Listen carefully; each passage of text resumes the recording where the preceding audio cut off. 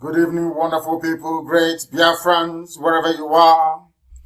On the face of this very planet, we welcome you once again to an exciting edition of our live presentation on this very day, Wednesday, the 29th of July in the year of our Most High Elohim 2020. The time now is exactly 6 minutes past 7 p.m. in the blessed land of Biafra. And I bet you it is the same number of minutes, 6 minutes past the top of the hour, regardless of where you are domiciled, where you are living, your place of abode, your area of residence. I am welcoming each and every one of you, Biafrans, lovers of freedom, even enemies of Biafra as well, because our gospel this very evening, as always, is designed to set the captives free. If you are privileged, I consider it an honor.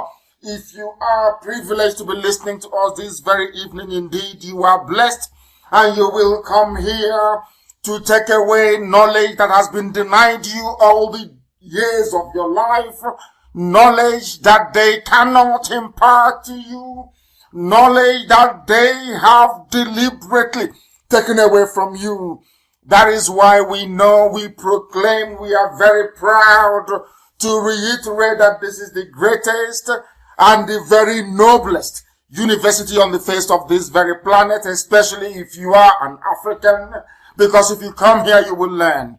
I welcome each and every one of you from the bottom of my heart, even those that may have ignorantly pledged their allegiance to the damnable Zoological Republic. You are all lost souls, but I welcome each and every one of you all the same. I say good morning, good afternoon, good evening, and good night to some of you. And this very platform, this very Radio Biafra is not like any other you may have encountered emanating from Africa. We are very unique. That is why this precise moment we are being listened to right across the face of this very planet. Across the entire 24 time zones, people are listening, people are paying attention, people are learning. They have come with their pen and their paper. Al-Majri have come with his slate and his chalk. They want to learn, and here we are going to teach. Good morning, good afternoon, good evening, and good night to some of you. We are formidable, we are relentless, we are resolute, we are determined, we are unstoppable, we are a juggernaut. Our enemies understand this. They know this very well. That is why they are terrified, and that is why they are helplessly hopeless when it comes to their feeble attempt to slow down this very unstoppable momentum that we have generated and that will sustain us until the end of this very race with the coming of a sovereign independent nation of Biafra that every black man will be very proud of. Biafra will be the one and only thing that black people all over the world will stand up and say, at last we have arrived. Only Biafra will make that possible. Therefore, I will encourage you to get your neighbors, your friends, your family, those who are around you, to participate in this very offering this evening. Our enemies are not relenting. They are working very hard, and they will continue to work very hard. They have failed, and they will continue to fail. That is why they know that Biafra is coming, and there is nothing any idiot can do about it. They can only sit by the sidelines and wish they can stop us, but they cannot. Before we proceed, we are going to pray, but before that, I must remind you to tell your friends, those who are lost, to make sure that you come to my page on Facebook, regardless of what Facebook is doing. Mazi Nnamdi Kanu, I think I have nearly about 477 followers. 477,000 there is, or thereabout. Facebook have been suppressing my page for nearly 3 years. but they cannot succeed. They are working for darkness. We represent the light. Darkness cannot stand in front of light. And because we are the children of light, that is why even Facebook will be defeated in their own turf. I said that to them. They can do all they like, but we are marching on resolutely, determinedly, and unstoppably. There is nothing they can do about it. We must pray this very evening before we proceed. For some of you, I recognize this is your morning, your afternoon, your evening. We are on satellite, we are on FM. I understand the watch may be down. Those of them can listen via app. It doesn't cost you anything to listen via app. The data cost is very, very minimal. You can listen via Radio Biafra app. You can listen also via Radio Garden. You can listen via Sweet Radio. You can listen via Simple Radio app. You can listen via TuneIn. You can listen via satellite because we are on television. And you can also listen via my page at Mazi Nnamdi Kanu. I know some of our people are streaming this very broadcast live on YouTube. You can also go on YouTube and participate. But I must ask you, I must remind you that this evening we shall be interactive, but not interactive in the sense of you phoning in, not at all. We are going to be interactive because I will make constant reference to searches on your search engine, be it Google, be it Bing, be it whatever it is. I will ask you to refer back to search for certain things that I will give to you this evening to guide us through this very process. Once again, this is a live presentation. We are live and direct. And how do you know we are live? Because the time now is 12 minutes past 7 p.m. in the land of Biafra, 12 minutes past the top of the hour, wherever you are. Right now, we must pray before we proceed this evening because we have a lot to bring to you this very day. And the whole world is at attention. People of good conscience are listening, but first of all, the Most High Elohim must take pride of place in our lives. We must give him every praise, every adoration, every adulation, every honor, and every glory belongs to the Almighty in heaven. That is why we call upon him morning, noon, and night to preside over our proceedings this very day and onwards. We ask thee, O Elohim, to give ear to our prayers, to our words this very evening, morning, afternoon, or night, all over the world where we are scattered. Please consider our meditation. Hearken unto the voice of our cries every day, for you are our King, you are our God, our Creator, and unto thee do we pray always, for we do not worship any idol. We do not bow before any graven image. That is why you have blessed your children of Biafra. That is why you have blessed IPOB. That is why your glory is always upon us. Our voice, O Heavenly Father, you are going to hear in the morning, in the afternoon, in the evening, because you are our Lord. In the morning we shall direct our prayers unto thee. In the evening we shall look up to thee for redemption and for salvation. For thou, O Elohim, you have no pleasure in wickedness, neither shall evil dwell with thee. That is why all the workers of iniquity they perish. All those who come after us, they cannot withstand the heat. The foolish shall not stand in thy sight, for you hatest all workers of iniquity, including saboteurs and traitors, wherever they may be. Thou shalt destroy them that speak evil and lies. For thee, O Heavenly Father, you abhor the bloody and the deceitful man. That is why you never created the zoo. That is why a man who is a mercenary created, and a woman who is unmarried, and a harlot named the damnable Zoological Republic Nigeria. That is why we have come to present ourselves before thee, because for us, we come into thy house of Biafra in the multitude of thy mercy, and in thy fear will we worship thee. Every day shall we look up to the rising of the sun in the east, to thy temple, O Heavenly Father, to give thee praise, worship, and adoration. Lead us, O Heavenly Father, in thy righteousness, because of our enemies. Make our way straight before our eyes, that your children may see the truth and behold it. For there is no faithfulness in their mouth, those of them from the zoo, Their inward part is very, very foul and wicked. Their throat is an open sewage.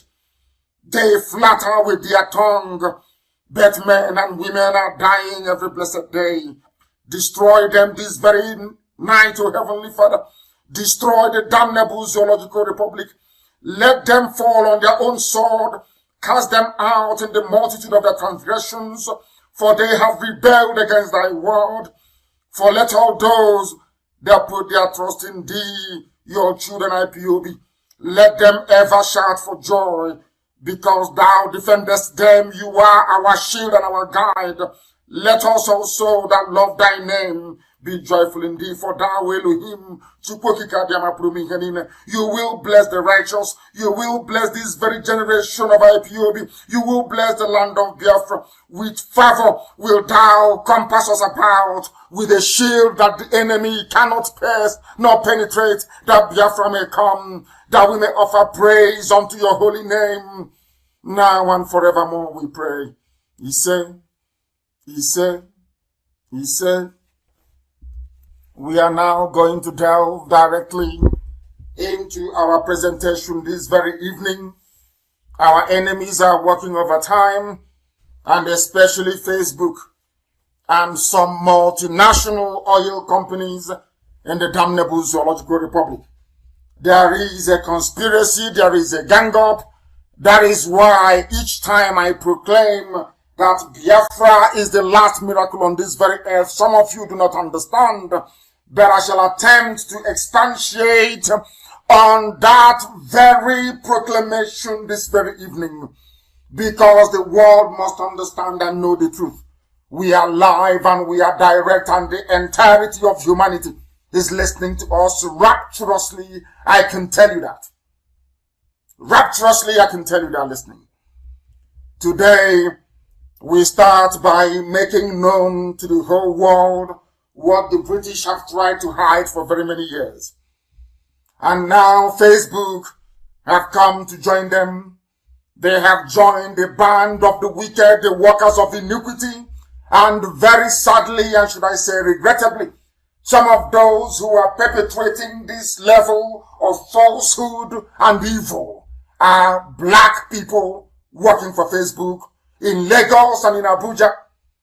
They are the ones perpetrating this evil. Therefore, when a white man paints a black person as Lucifer or a demon, you can now understand the reason why. There is something wrong with a black man. Every time I preach, I say this, because our problem lies with us. A white man is not our problem. Our acceptance of the position we have been given as the devils on this very earth is what is bothering us, both physically and spiritually. Now, this evening we ask a very simple question. Why is Facebook hell-bent on doing the work, or should I say origins of the name nigger? Nigger, N-I-G-G-A, or nigger, N-I-G-G-E-R. They mean the same thing. This evening I will ask those of you who have access to the internet to please Google the word nigger, N-I-G-G-A, and see what comes up, because we are going to refer to it in a short while. We are going to refer to it in a short while.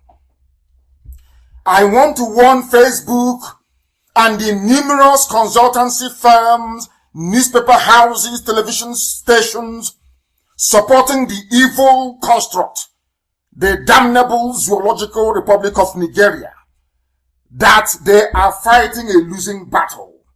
When I said that Biafra is the last miracle on this very earth, some of you did not quite understand what I was saying. But the meaning of that is this.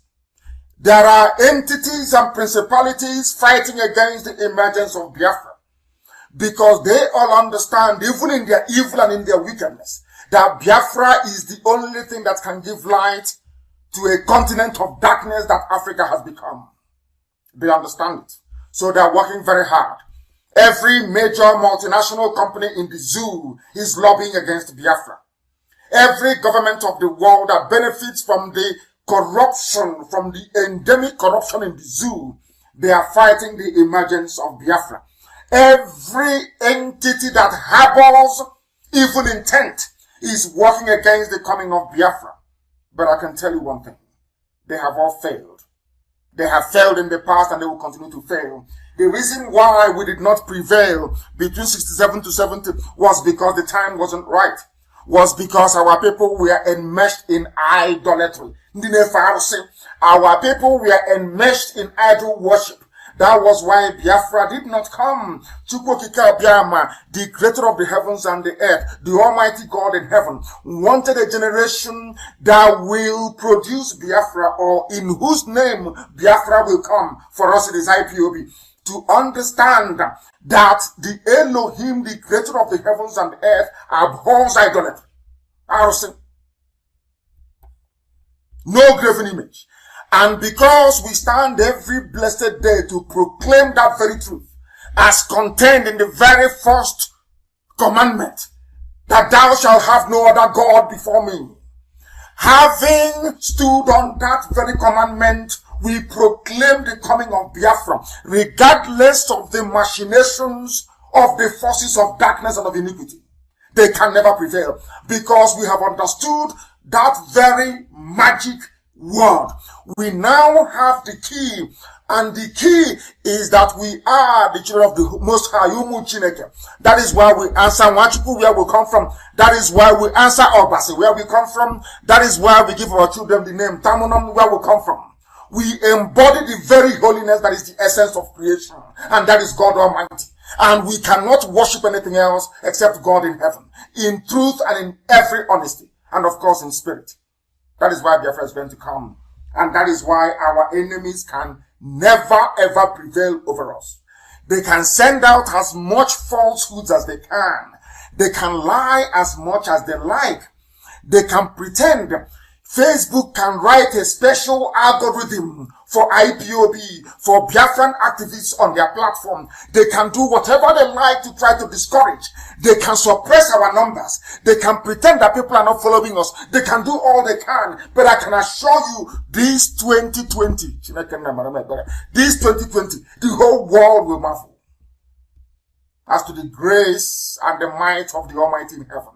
This year we shall prove to them that Biafra is God's project on this very earth. It is the kingdom of God on this very earth.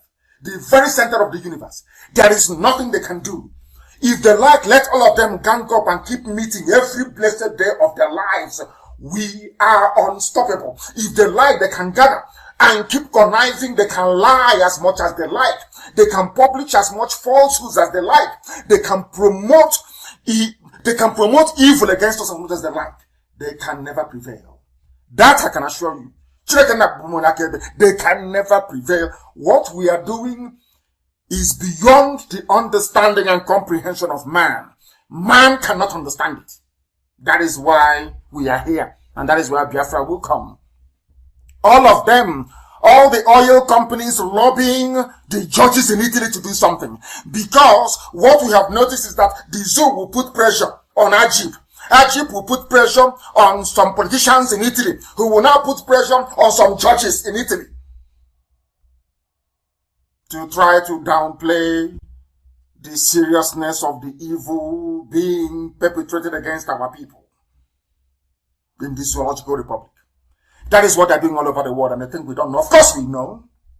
And we match them every step of the way.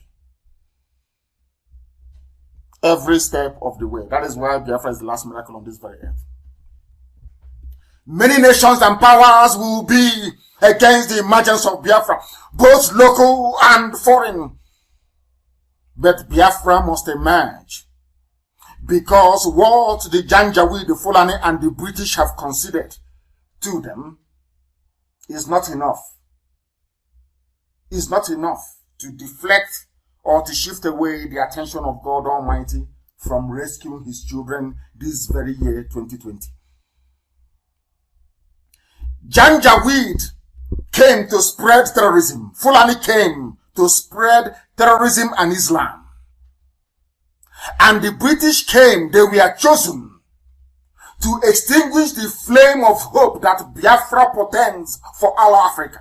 But our mission in IPOB is simply to restore the kingdom of God on the face of this very earth. Who do you think God is going to side?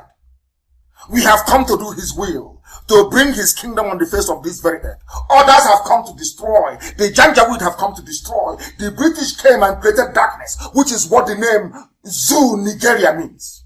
But we are the light. The light of God in heaven. Has darkness ever prevailed over light before? The answer is no. So what makes you think that the zoo will prevail over Biafra? What makes any sensible being think that Nigeria will prevail over Biafra? Who taught you that? From where? In our villages, we answer Ihe Chineke, the light of God. All the way from Anambra to Opobo. Our name, we bear it as a name. The light of God, Ihe Chineke, the light of God, which is what Biafra means. Go to our flag, you will see it. The rising sun. We are light. What is the meaning of the name Nigeria? Nigeria means nigger. It means Niger or Nigeria, as the case may be. It means darkness. The literal translation is darkness. The name of Nigeria means darkness. How can anybody actually think that anything good can come out of it? Nothing good can come out of the zoo. Absolutely nothing. Now listen very carefully, please. Most people do not understand our strategy. That is why we have made this progress this far. Anybody who thinks that he or she is important or indispensable in what we are doing, the day they step outside or they are suspended or they are removed, you see us, we even have more energy to keep going. Because this is not a project formed by man to serve the purposes of man. It is ordained from heaven.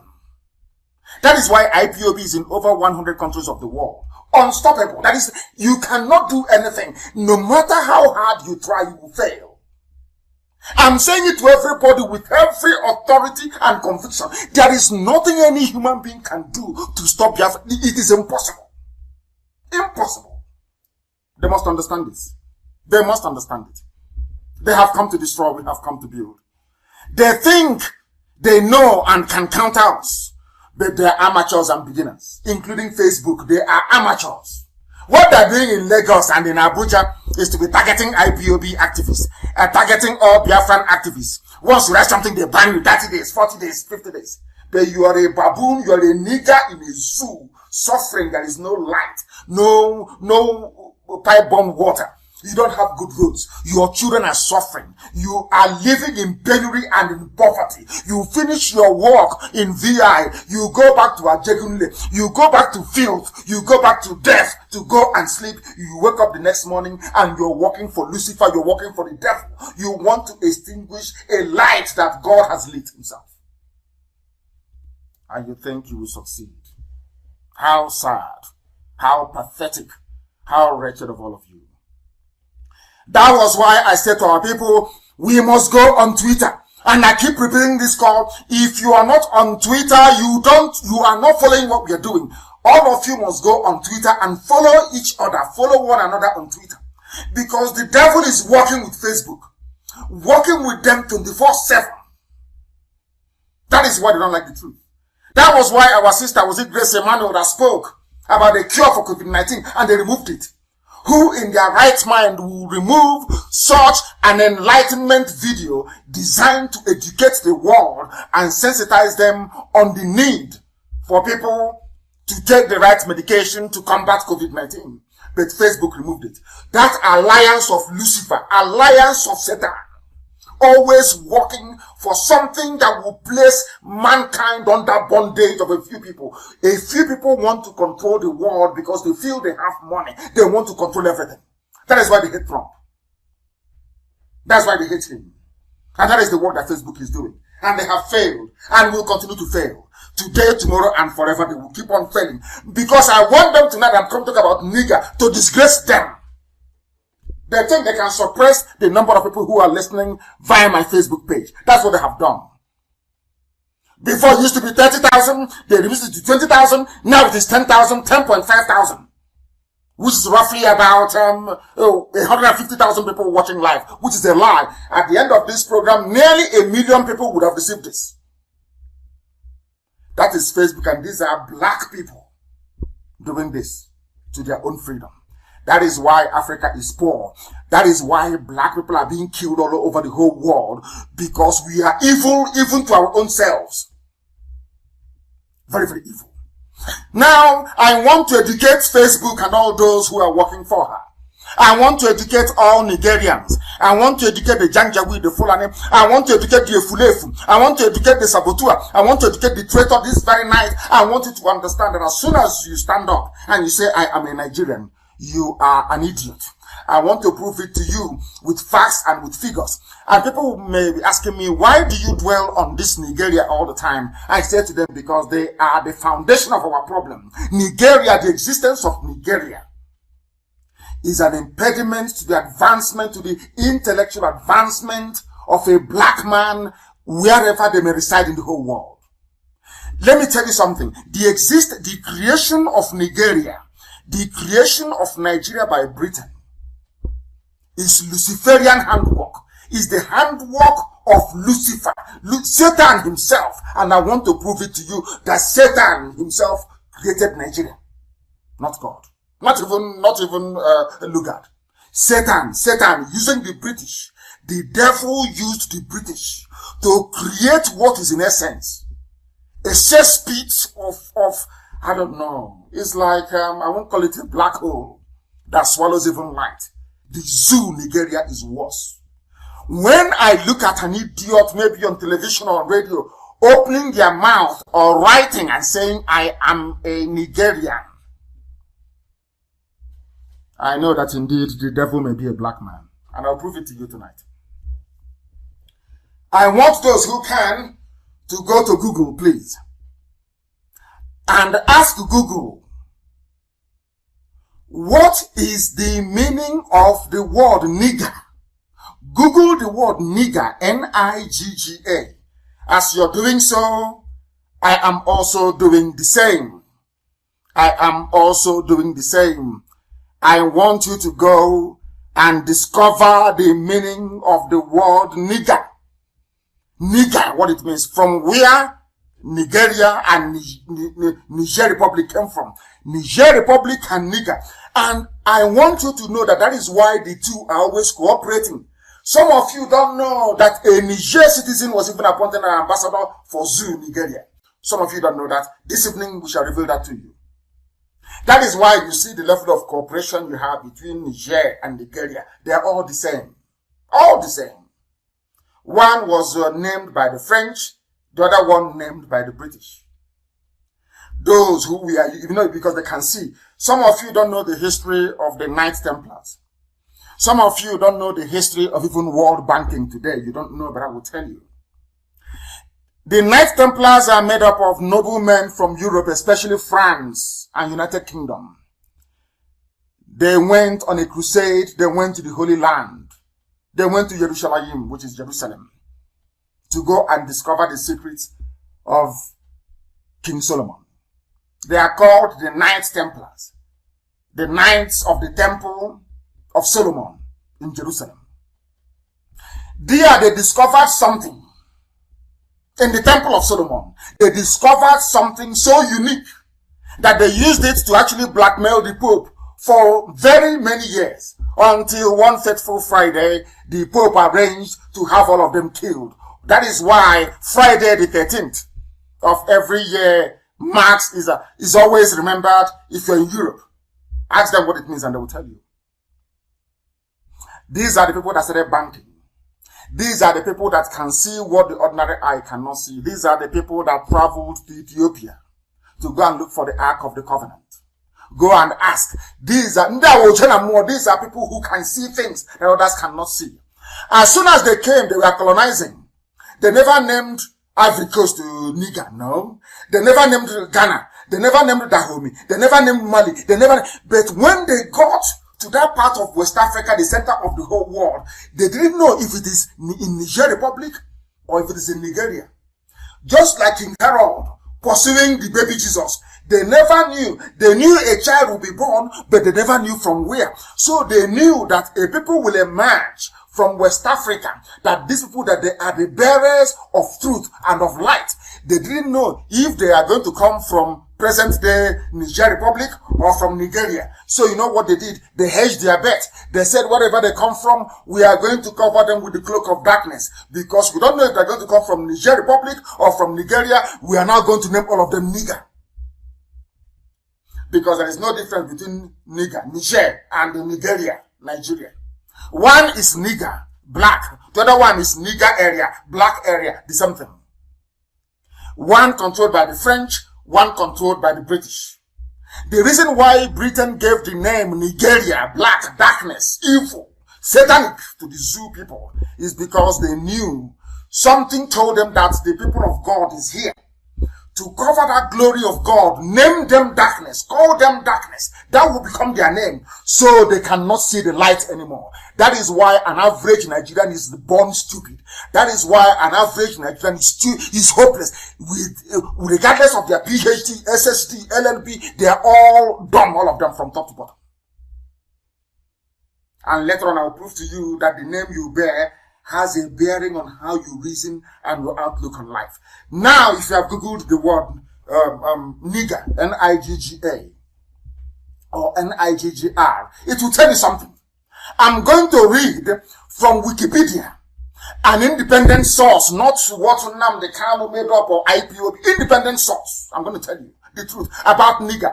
Because this evening, I can check and see very clearly, Facebook in their utmost wisdom, they have reduced the number of people who can get this gospel. But they have cleverly forgotten in their because they are in the zoo. They are so foolish. People are listening on YouTube. People are listening via 4 apps, not 1, 4. Radio Biafra, Simple Radio, Radio Garden, and what's the other one again? Simple Radio, and I forgot the other one. I'll give it to you in a minute. 4 apps. People are listening. And it's low data. It doesn't cost any money. Little or nothing. People are listening on FM across Biafra land. People with the decoder, they are listening. People with satellite dish, they are listening via satellite. That is to tell them, you're wasting your time. Facebook, you don't know who we are. Maybe you think because the owners are white people and you're running it, you think every black person is a fool. You people think every African is a moron. You have not met Biafran people. You have not. You're encountering us now. And as I told you before, we lost the war not because we were not armed or well prepared, no. Because the time wasn't right. Because we went into the war praising idol. Chukwu Kigabiyama said, you will go into war praising my name.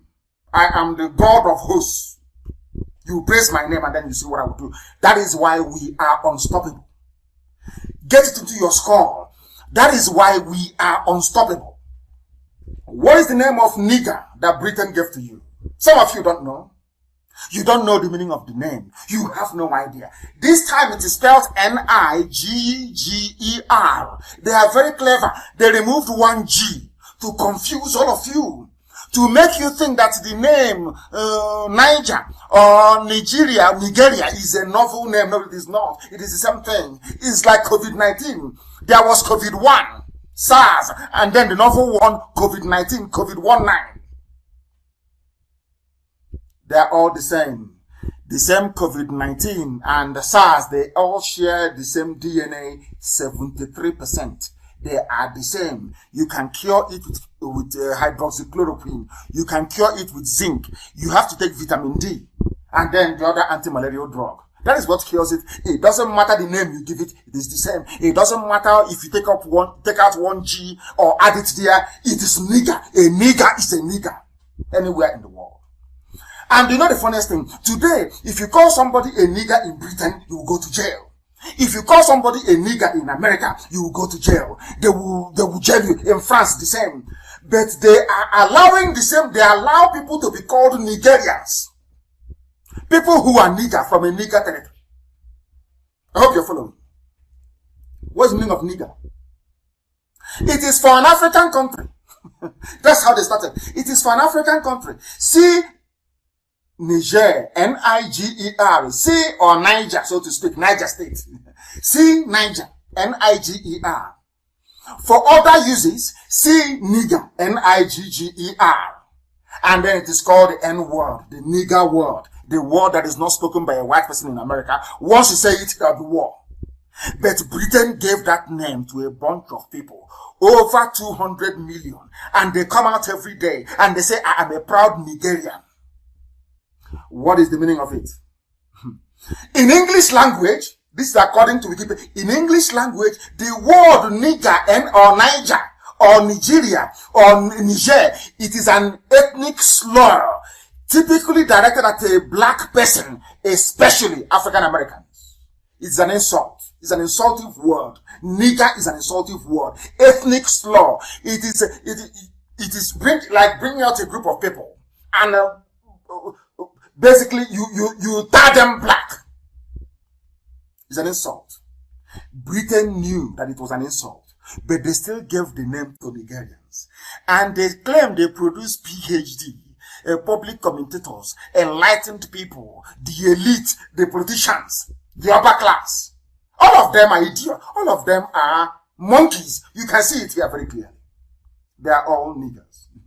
The word originated in the 18th century as an adaptation of the Spanish Negro. A descendant of the Latin adjective Niger. Niger State, Niger as a country. You see how they play with us. Which means black. It was used insultively. It was used derogatorily. And by the mid-20th century in the USA, its usage by anyone other than a black person had become unambiguously pejorative. A racist slur. They are saying end racism, end Black Lives Matter, end all manner of racism. How can you end all manner of racism when you have people in Africa answering Nigerians, people answering niggers, as in Niger Republic? How can you justify that? Do you see how they're playing with our brains? Do you see how foolish a black man is? Do you see why they're afraid of Radio Biafra? Do you see why they're terrified of IPOB? Do you see why they're frightened of Nnamdi Kanu? We know things they don't know and they can never know forever and ever. They don't know these things. Can never know it. Because this term nigger or Nigeria or Niger Republic or Niger State, because this term is considered extremely offensive, it is often referred to by the euphemism, the N-word. It is so offensive that instead of a white man to say nigger, they will use N-word, the N-word. That's how bad it is. However, it remains in use today, particularly as the variant, listen up, nigger, by African Americans, or as you can see in West Africa, in Nigeria, in Niger Republic, and perhaps in Niger State. Are you all following very carefully? That is your name. The Zoological Republic. That is who you are. You are darkness. Your name is darkness. You embody that. Now I'm asking you, why are you going to look for light when your name is darkness? Do you see why NEPA has never worked? Do you see why all the efforts to bring electricity to the zoo hasn't worked? Because your name is darkness. Your name is nigger. Is that very clear? And some people may be wondering, saying, oh no, it is just nigger. It hasn't got any correlation. It hasn't got any connection with the world, with Nigeria, which is where some of you come from, Nigeria. Some may say it has no connection. But I want to prove to you tonight, unequivocally, that it has a connection, because I actually tweeted it. I tweeted it just a couple of days ago. It was tweeted. I tweeted this very nigger issue because Facebook was busy banning anybody who shared that very post on my wall. They were busy banning people. Anyone who shared that post on my wall, they will ban the person. And now, it is very, very clear that the N-word, the word nigger, is an ethnic slur directed at black people. The word originated in the 18th century as an adaptation of the Spanish Negro, a descendant of the Latin adjective Niger. which means black. In other words, Nigeria is the N word. And how do we know? How is it that IPOB knows that nigger, that Britain cannot say they don't know the meaning of the word nigger before they gave the name to Nigerians? Now listen very carefully. The name Nigeria, I am telling you what white people wrote. I am telling you what white English people wrote, not blacks. The name Nigeria, which is the proper pronunciation, the name Nigeria first appeared in print according to Dr. Meek, 1960. Go and Google it. Is there, and if you Google it, you will see it. If you Google the name, how did the name Nigeria come about? You will see what I'm reading right now for you. On the 8th of January, 1897, it was the title of an article, not a name of a people, title of an article in a leading newspaper, written by Flora Shaw, who at that time did the colonies for the Times. She was the correspondent for Times newspaper. That Times is still in London till today. The Times newspaper of London, one of the leading broadsheets in London, conservative newspaper, is still there. So the only time anybody knew about the name Nigeria was when a white girl, Flora Shaw, wrote an article for the Times newspaper of 1897. Now, I want to ask anybody who is listening tonight, is this how you name a country? A little girl, she's a correspondent for Times newspaper, and the girlfriend of Frederick Lugard. She was writing an article. Out of her own, she coined the name Nigeria and gave to the monkeys and the baboons in the zoo called Nigeria today. Now, listen, please. This is according to the Oxford English Dictionary. So, according to Oxford English Dictionary, the date for the coming of the name Nigeria or Nigerian is in 1862. Listen very carefully, please. They had started calling our people Nigerians. These are black people. These are people who are subhuman. Before Flora Shaw wrote in 1897 her own piece, naming all of you Nigerians. Now listen, this is the general mode in which the Nigerians make known their losses. She had no name for all the ethnic groups gathered in the zoo. She just named you a name that they know is a slur word, an insult, a pejorative word, a racist word. That was what Britain gave you, and they knew the meaning. The funniest thing is that they knew the name they were giving you. They gave it to you. They beat the darkness that you are. You accepted that very name. And I said to Facebook, if you're not, you think you're a multinational, you're too powerful. I want you to ban me on Facebook. I want you to remove my post. I will take you to court. And in a court of law, you will explain to the judge why I should not call Nigerians niggers. It is here. I have all the facts and figures. Now you understand why they're afraid of us. You understand it now. Now listen very carefully. Here, one realizes that the words, listen carefully, the words Nigeria, Nigerian, all came from the name nigger. It is here, written by a white man, not me. I tweeted it. If you go through my tweets, you will see it. The word nigger. In fact, I posted it on July the 24th. It is there. I am trying to prove to Facebook tonight that they have a bunch of ignorant people working for them. They know nothing. Of course, they are black. What would they know? Darkness. What do they know? The name Nigeria came from the word nigger, direct. And what is a nigger? It is an ethnic slur word. It is an insult. It means darkness. It means backwardness. It means primitivity. It means timidity. That's the name of the zoo, where you come from. Now you understand it, don't you? People in Agano school, people who are not educated, they come to debate those who are enlightened, those who are educated. You didn't go to school. You don't know anything. You are coming to debate IPOB, people who are educated. How do you think you will succeed? How do you think you're going to win the debate or the argument? How is that possible? I ask you. I am daring Facebook. You own Facebook. I am on your platform. I want you to delete my page. Then I will take you to court in 3 continents. Then you will explain to the judge the reason why I shouldn't call Nigerians nigger. It is their name. Their name is nigger. That's what I'm calling them. Nigeria means nigger. You can play with it all you like. It means nigger. It's an ethnic slur word, and they chose to answer that name. Nigerians chose to answer darkness. And that is why darkness is their portion. And these are the things that you ought to know. So we are educating Facebook along the line. They think they can be used to fight against IPOB. I can see that is what they have been doing.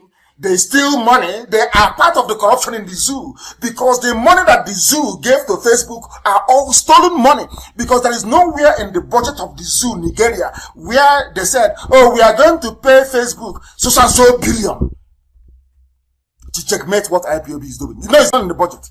So they are all stolen money. That money that the zoo is paying Facebook, where did they get it from? Stolen money. So Facebook is part of the corruption in the zoo. The same way that some British businesses are.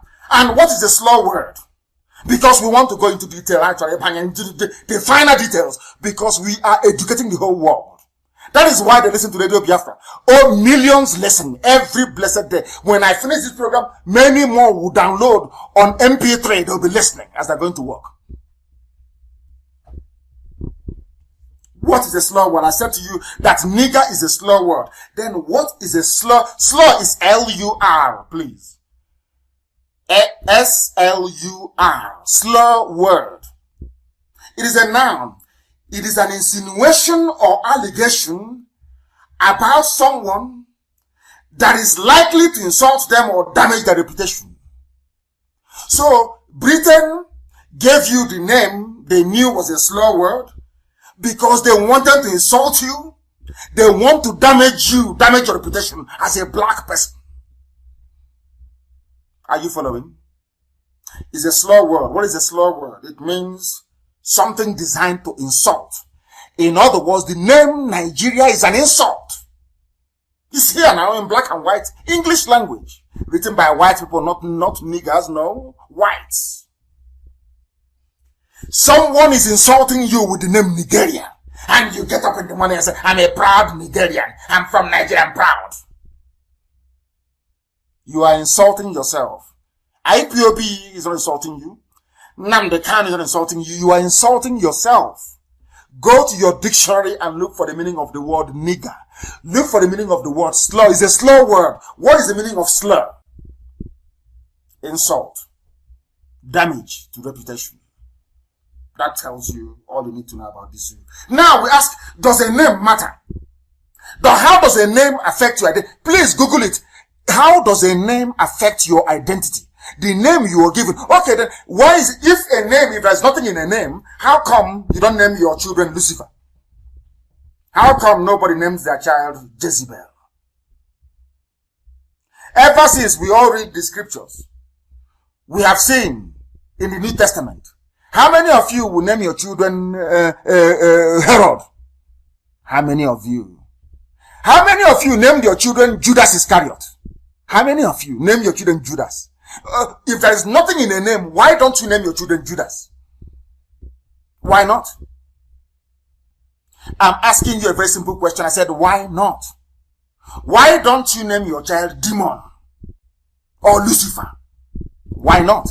Because there's something in a name. And that is why our name is very special. And that was why the British wanted to delete it. As I said, them and the French, they were not sure where this chosen race of God is in West Africa. So in order to cover their tracks, they named everything Niger, both Niger Republic and the zoo today. To cover. And when Britain came to Arochukwu and discovered that here lies them, they said, we must destroy you. After they destroyed Arochukwu, after Britain collapsed our temple in Arochukwu in 1904, the temple fell in Arochukwu. Not the Binokwa Abino, I mean the temple of God itself, fell in Arochukwu. We asked them, but who are we? They said, you have no history. Until Lugard wrote in 1914, the proud Igbo race from across the Niger. Proud. The only people to be called proud in the only people that white people called proud are the Igbo people. And by extension, the whole of Biafra land. And I'm just telling you the fact. Go and read the amalgamation submission by Frederick Lugard. Go and read it up. It is in the public domain.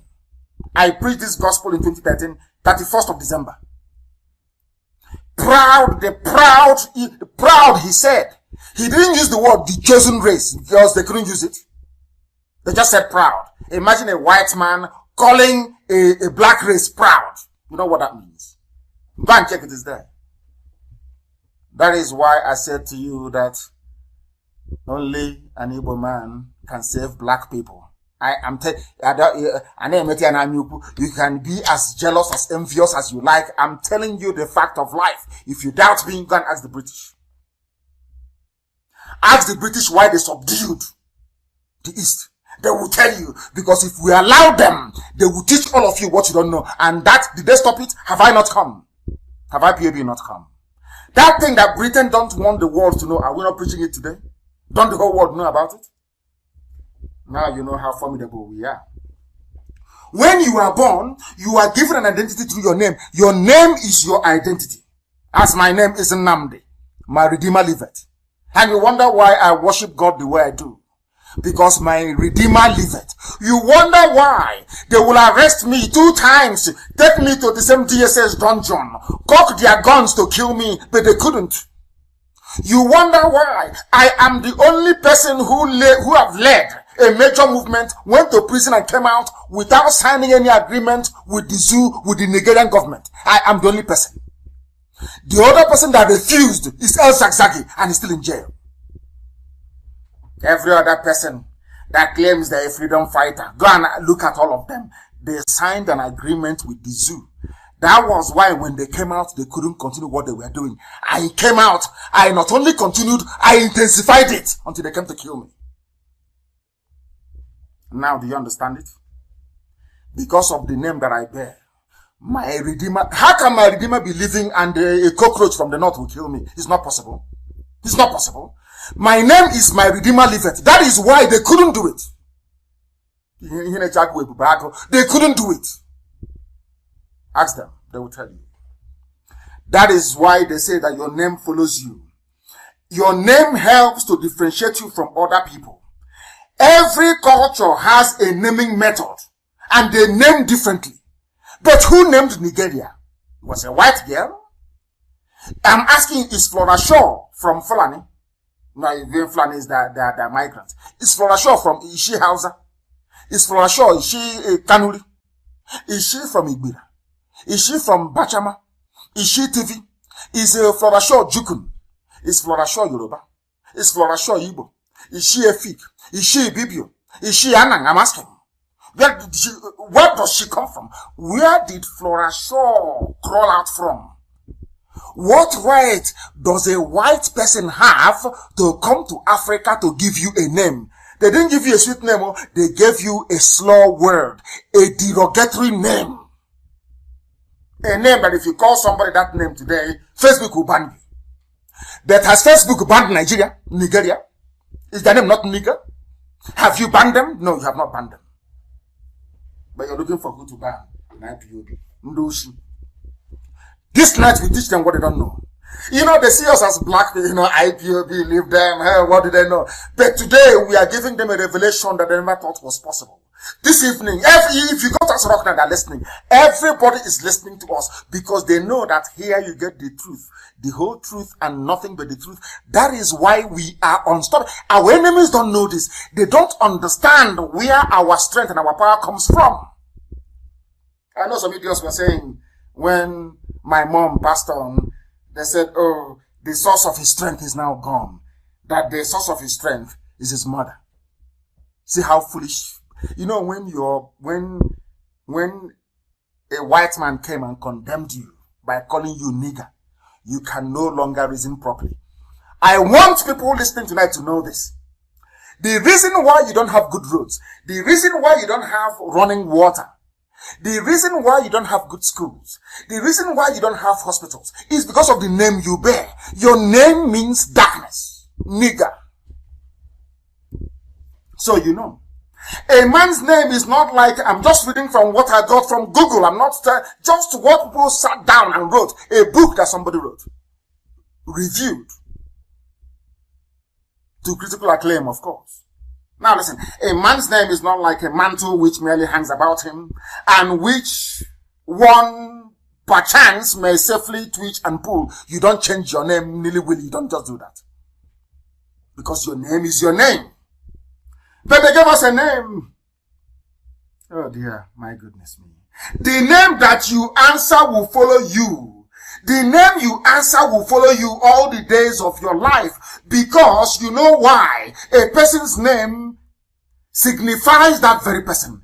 Do you know another thing it does? It signifies your worth, your value, your character, your reputation, your authority, your will and ownership. In other words, the name you answer will tell us who owns you. The name Nigeria means that you're owned by the British, by a white man. You are the property of a white man. You're a slave. You're a nigger. They own you. That is why they can take oil at will. That is why you can go and take loan, and China will now own a part of your sovereignty. That is why nobody knows who is going and who is coming. That is why everybody is filled with stupidity in the zoo, regardless of your economic, or should I say, academic background or qualification. Now you understand why they are afraid of us. Do you see why they are afraid of us? Because we teach you things that they have hidden from you. Your name is darkness and you want light to prevail. No. Because, even in traditional Chinese culture, because the name that you bear, your name signifies who you are. Your worth, which is W-O-R-T-H, your worth, which is your value, your character, your reputation, your authority, your will and ownership. Who owns you? Now you know you're all slaves. Forget about Black Lives Matter. Now I'm saying that black ignorance actually matters as well. Because black ignorance is what is keeping black lives down. Black man's ignorance is what is keeping a black man's life down. They named you nigger and you accepted. I'm a Nigerian. I'm a proud Nigerian. You know, when I see a monkey or a baboon with their green passport saying, I'm a proud Nigerian. Oh my Lord, I wonder. How did you come to answer the name Nigeria? How come? Who gave it to you? How come other people have managed to change their names, but not you? According to documents, it is here.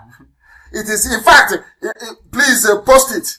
Somebody, please Google. I want you to Google nigger, which is N-I-G-E-R, or Niger, like Niger State. Google nigger. ;, origins of the word. Go and Google it. It's there now. You will see it by somebody called M.D.W. Jeffries. Nigger, origins of the word, is here. Nigritia. Do you know that the name Nigeria, if they are trying to claim it's not an English word, no, it is not, because it has a Latin name, Nigritia. N-I-G-R-I-T-I-A. They knew what they were doing. You know, as the armies of the king Herod was looking for Jesus to kill, that was how Satan sent Britain. All these things that you're doing, at a time to come in the future, a race is going to emerge from West Africa. That very race, as predicted by Nostradamus, at the trigger of the Horn of Africa. Go and look at Africa. It looks like a small pistol. Look at where the trigger is. The trigger is in the Bight of Biafra. A race is going to emerge from there. That race will bring light to Africa. And their name is Biafra. Satan said to Britain, go and do everything you can to stop that name from coming up. Stop Biafra by all means. They came. They named them nigger. The book is here. So there is nobody's hiding it. That nigger is the same thing as Niger. Nigger is the same thing as Nigeria. But also that name is Nigritia. It is here in black and white, published by a white man, M.D.W. Jeffries. Maybe we should be charging people for these lectures that we give. That money cannot buy. People have lived and died. They never knew. They lived as Nigerians. They died as Nigerians. They never knew. They are very disgraceful history and how their name came about. And you think you can defeat IPOB in a debate? Who gave birth? Who are you? Ordinary people doing. Let me not even go there. And what is this thing about this word nigger? N-I-G-G-E-R or N-I-G-G-A. They all mean the same thing. Nigger. N-I-G-G-A. N-I-G-G-E-R. Nigger. N-I-G-E-R. Nigeria or Nigritia. The same thing. They mean the same thing. Nigger. N-I-G-G-A. The slave and the master. Go and Google it. A brief history of the word nigger. It is about the slave and the master. Who are the slaves? The idiots that call themselves Nigerians. And who is the master? Britain. Do you see how you made yourselves slaves forever and ever? Do you see it as a Nigerian? Do you see it? Nigger. Those 6-letter words this author wrote. Those 6-letter words. And you know the funniest thing is it was written in 2012 by a Japanese, Tetsuhiko Endo. Tetsuhiko Endo, E-N-D-O. Posted in 2012. He or she, I don't know if he's a man or a woman, said those 6-letter words arranged in a vulgar order. You know the meaning of the word vulgar. Vulgar order. Spoken in our minds. As we would not dare speak them from our mouths. The name Nigeria. Any sensible, you cannot, this Japanese man is saying, you cannot, it is so vulgar, you cannot pronounce it. So vulgar, you can't pronounce it. My goodness me. It is so vulgar. Hey. In fact, it's so sharp. I don't want to continue because children are listening. I don't want them to go and commit suicide this night. I don't want black kids in America who are listening or those who can grasp what I'm saying to go and take overdose and die and say their life is worthless. What we are saying is that your life is worth something. Those in the zoo, the Fulani Janjaweed with their British masters connived, as this man said, that the slave and the master, to give you a name. That if you don't rise up and change that very name, your outlook will be bleak forever and ever because your name is darkness. How dare they? Who are these people? I asked them. The reason why you bear the name and that name follows you reflects in your everyday stupidity. Why do I say this? Everything that the zoo does is always going backwards. Always, the years are advancing, but they're going backwards.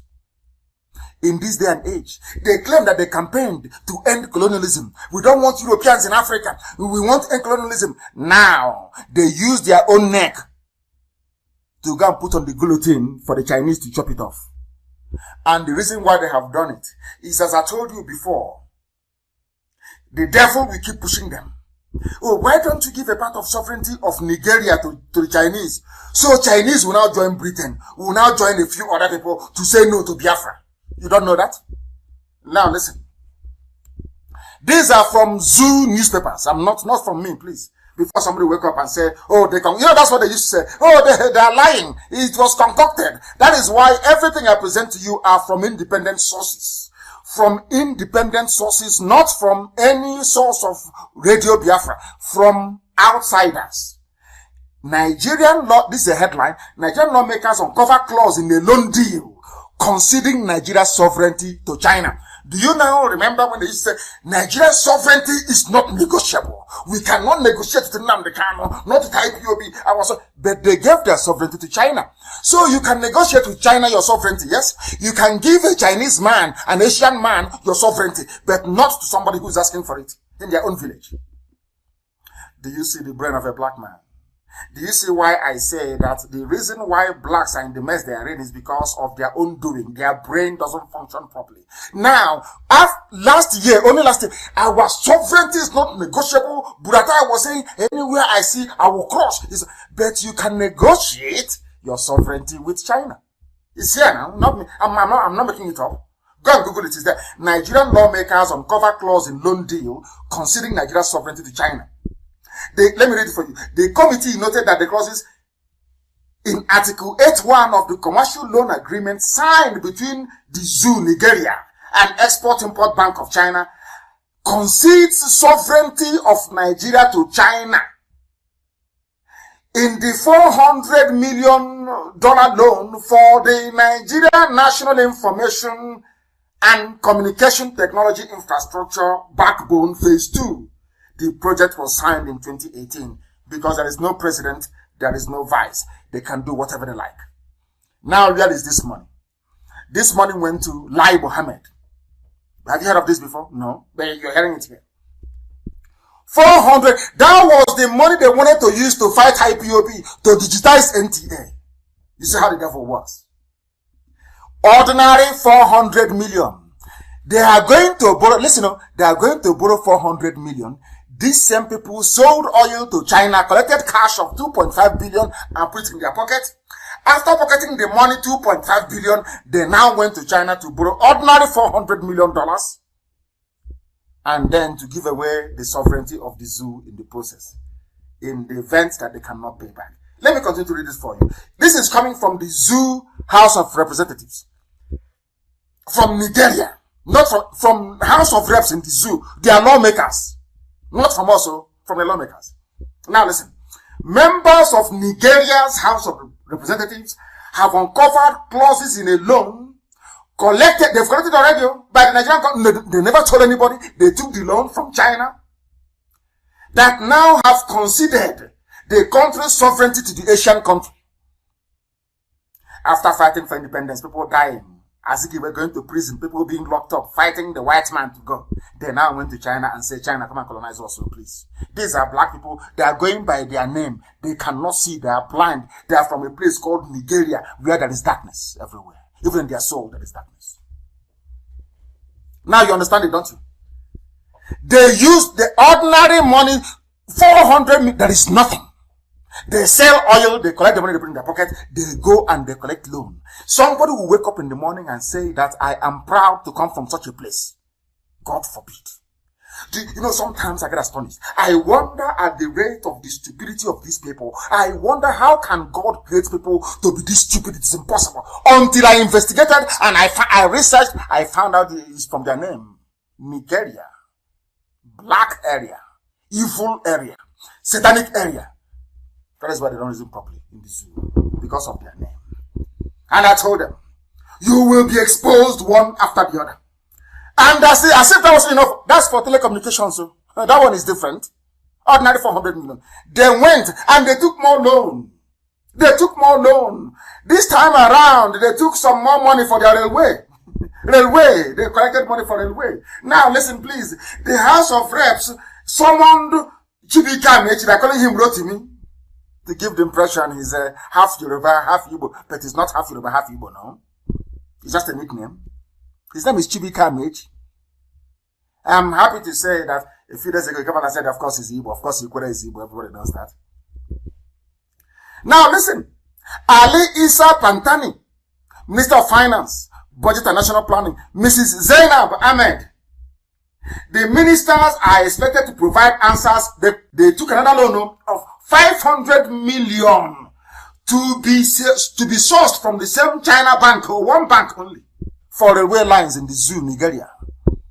The other one was 400 million for telecommunication equipment for NTA. Another one is 500 million for railway. Whereas only 3 people pocketed $2.5 billion. So the money they put in their pocket, had they brought it out, would have done everything for them. But that is full and that is corruption, fighting corruption. Impossible. Impossible. They were summoned alongside the Director General of the Debt Management Office, Mrs. Patience Oniha. Tell us what you are doing. They said, oh, we are building railway Abuja to Kaduna, Lagos to Ibadan, Ibadan, Kaduna railway lines. But there is none in Biafra land. None whatsoever. And the Minister for Transport is from Biafra land. He's trying to impress his masters from the north so they can make him vice president. As somebody said and wrote very convincingly that other ethnic groups have their traitors or sabo. But the man said that an Igbo saboteur is possessed by is possessed. Other people, they have their own saboteurs. But an Igbo saboteur is possessed by evil spirit. Look at this man. They are building, and where is the money they are going to pay back this loan coming from? From Biafra land, from Anambra, from Imo, from Ebonyi, from Abia, from Cross River, from Akwa Ibom, from River State. If this money is going to come from Delta, it will come from Bayelsa. These 9 states, they are the ones that produce it, but there is no railway line in any of these 9 states. And there are people from these 9 states saying they are Nigerians, Nigerians, as the case may be. Now you begin to understand the meaning and the curse behind that name, Nigeria, darkness. I want somebody to raise their child and call that child darkness. Or chichiri. You know what that means? That's the mess we find ourselves in. What is happening? They have now signed an agreement. Listen, I want to read the clause for you. I want to read the clause so that people in Nigeria, if at all you children of darkness can understand what I'm saying. I want to read that the world may know. Listen, the agreement says, the borrower hereby, the borrower being Nigeria, hereby, irrevocably, which means you cannot contest it, waive any immunity on the grounds of sovereign or otherwise for itself or its property in connection with any arbitration proceedings pursuant to Article 85 thereof, with the enforcement of any arbitral award pursuant thereto, except for the military assets and diplomatic assets, which means if you don't pay China back, China has the right to take whatever they like from your country, except your military and your diplomatic assets. It is here in black and white. I'm just reading it for you.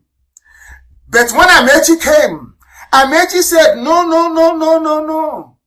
That the money is a total of 849 billion, with $849 million, with $349 million, 349 as counterpart funding. And Amechi is telling them not to even investigate it. Somebody that went to school, somebody who claims to be educated, they are the elite, they are enlightened, they are the ruling class. All these all these idiots. Somebody with PhD, they claim they're educated. Remember when they used to call us touts? They were not educated enough. Somebody signed an agreement with an ordinary bank, not even Chinese government, ordinary bank, saying this Bank of China, export and import, can come and take whatever thing, any asset they want from Nigeria, from the zoo, if they don't pay back. How are they going to pay back? A place where corruption is rife. How can they pay back? And they took the loan from China to tell you how much they hate you, how much they hate themselves and you. There is nobody, no nation on this earth that has patriotic leaders that will sign such an agreement. I dare you anywhere in the world. They don't love you. They don't love the country they claim to represent. But all of you idiots will be jumping up and down. I'm in Nigeria. One Nigeria. Do you see how useless your lives are? Do you see how hopeless your lives are? I'm just putting it out for you, that the world may bear us witness, that we came and we told you, we warned you what is happening. We told you. Another publication said we have uncovered clauses conceding Nigeria's sovereignty to China because of ordinary railway. And that railway, the funniest thing, they have a Jokuta rolling mill. They have steel. So there is no need for the loan. They took the loan to go and buy rail tracks, the line, which is made up of iron, steel. They have that steel in Kogi State. They have it. But instead of them to put their money to make the Ajokuta rolling mill to be working, They squandered it. They placed the money, but it's not working. So that they can go and steal money by importing railroad from abroad. But they claim they love you. They claim it's one Nigeria. That is why the more you sustain one Nigeria, you sustain this level. One day China will come to your village and say, pack out from your village. They'll say, oh, bring army, come. Help China clear this village. They'll clear the village. China will take over. That day you will know that the zoo is bad for you. That the zoo Nigeria is bad for you. Some of you don't, because of course you're black, you're darkness, you don't know anything. Some of you fail to reason. Some of you are incapable of reasoning. Why do you think Britain doesn't want Biafra to come? Why do you think they don't want Biafra to come? They don't want Biafra because you will know, Biafra will teach you what you don't know. Those things that are hidden, like what I'm explaining to you tonight, will be revealed to all of you. Then you will understand the hopelessness of your existence. We have been able to prove beyond every conceivable doubt that Biafra is the solution, and freedom for all other component ethnic nationalities in the zoo is the only viable way forward. There is no other way. The other way is destruction, including restructuring. Everybody has to go back to their houses and build from there. That is why even Biafra will be a confederation. A confederation, please. A confederation.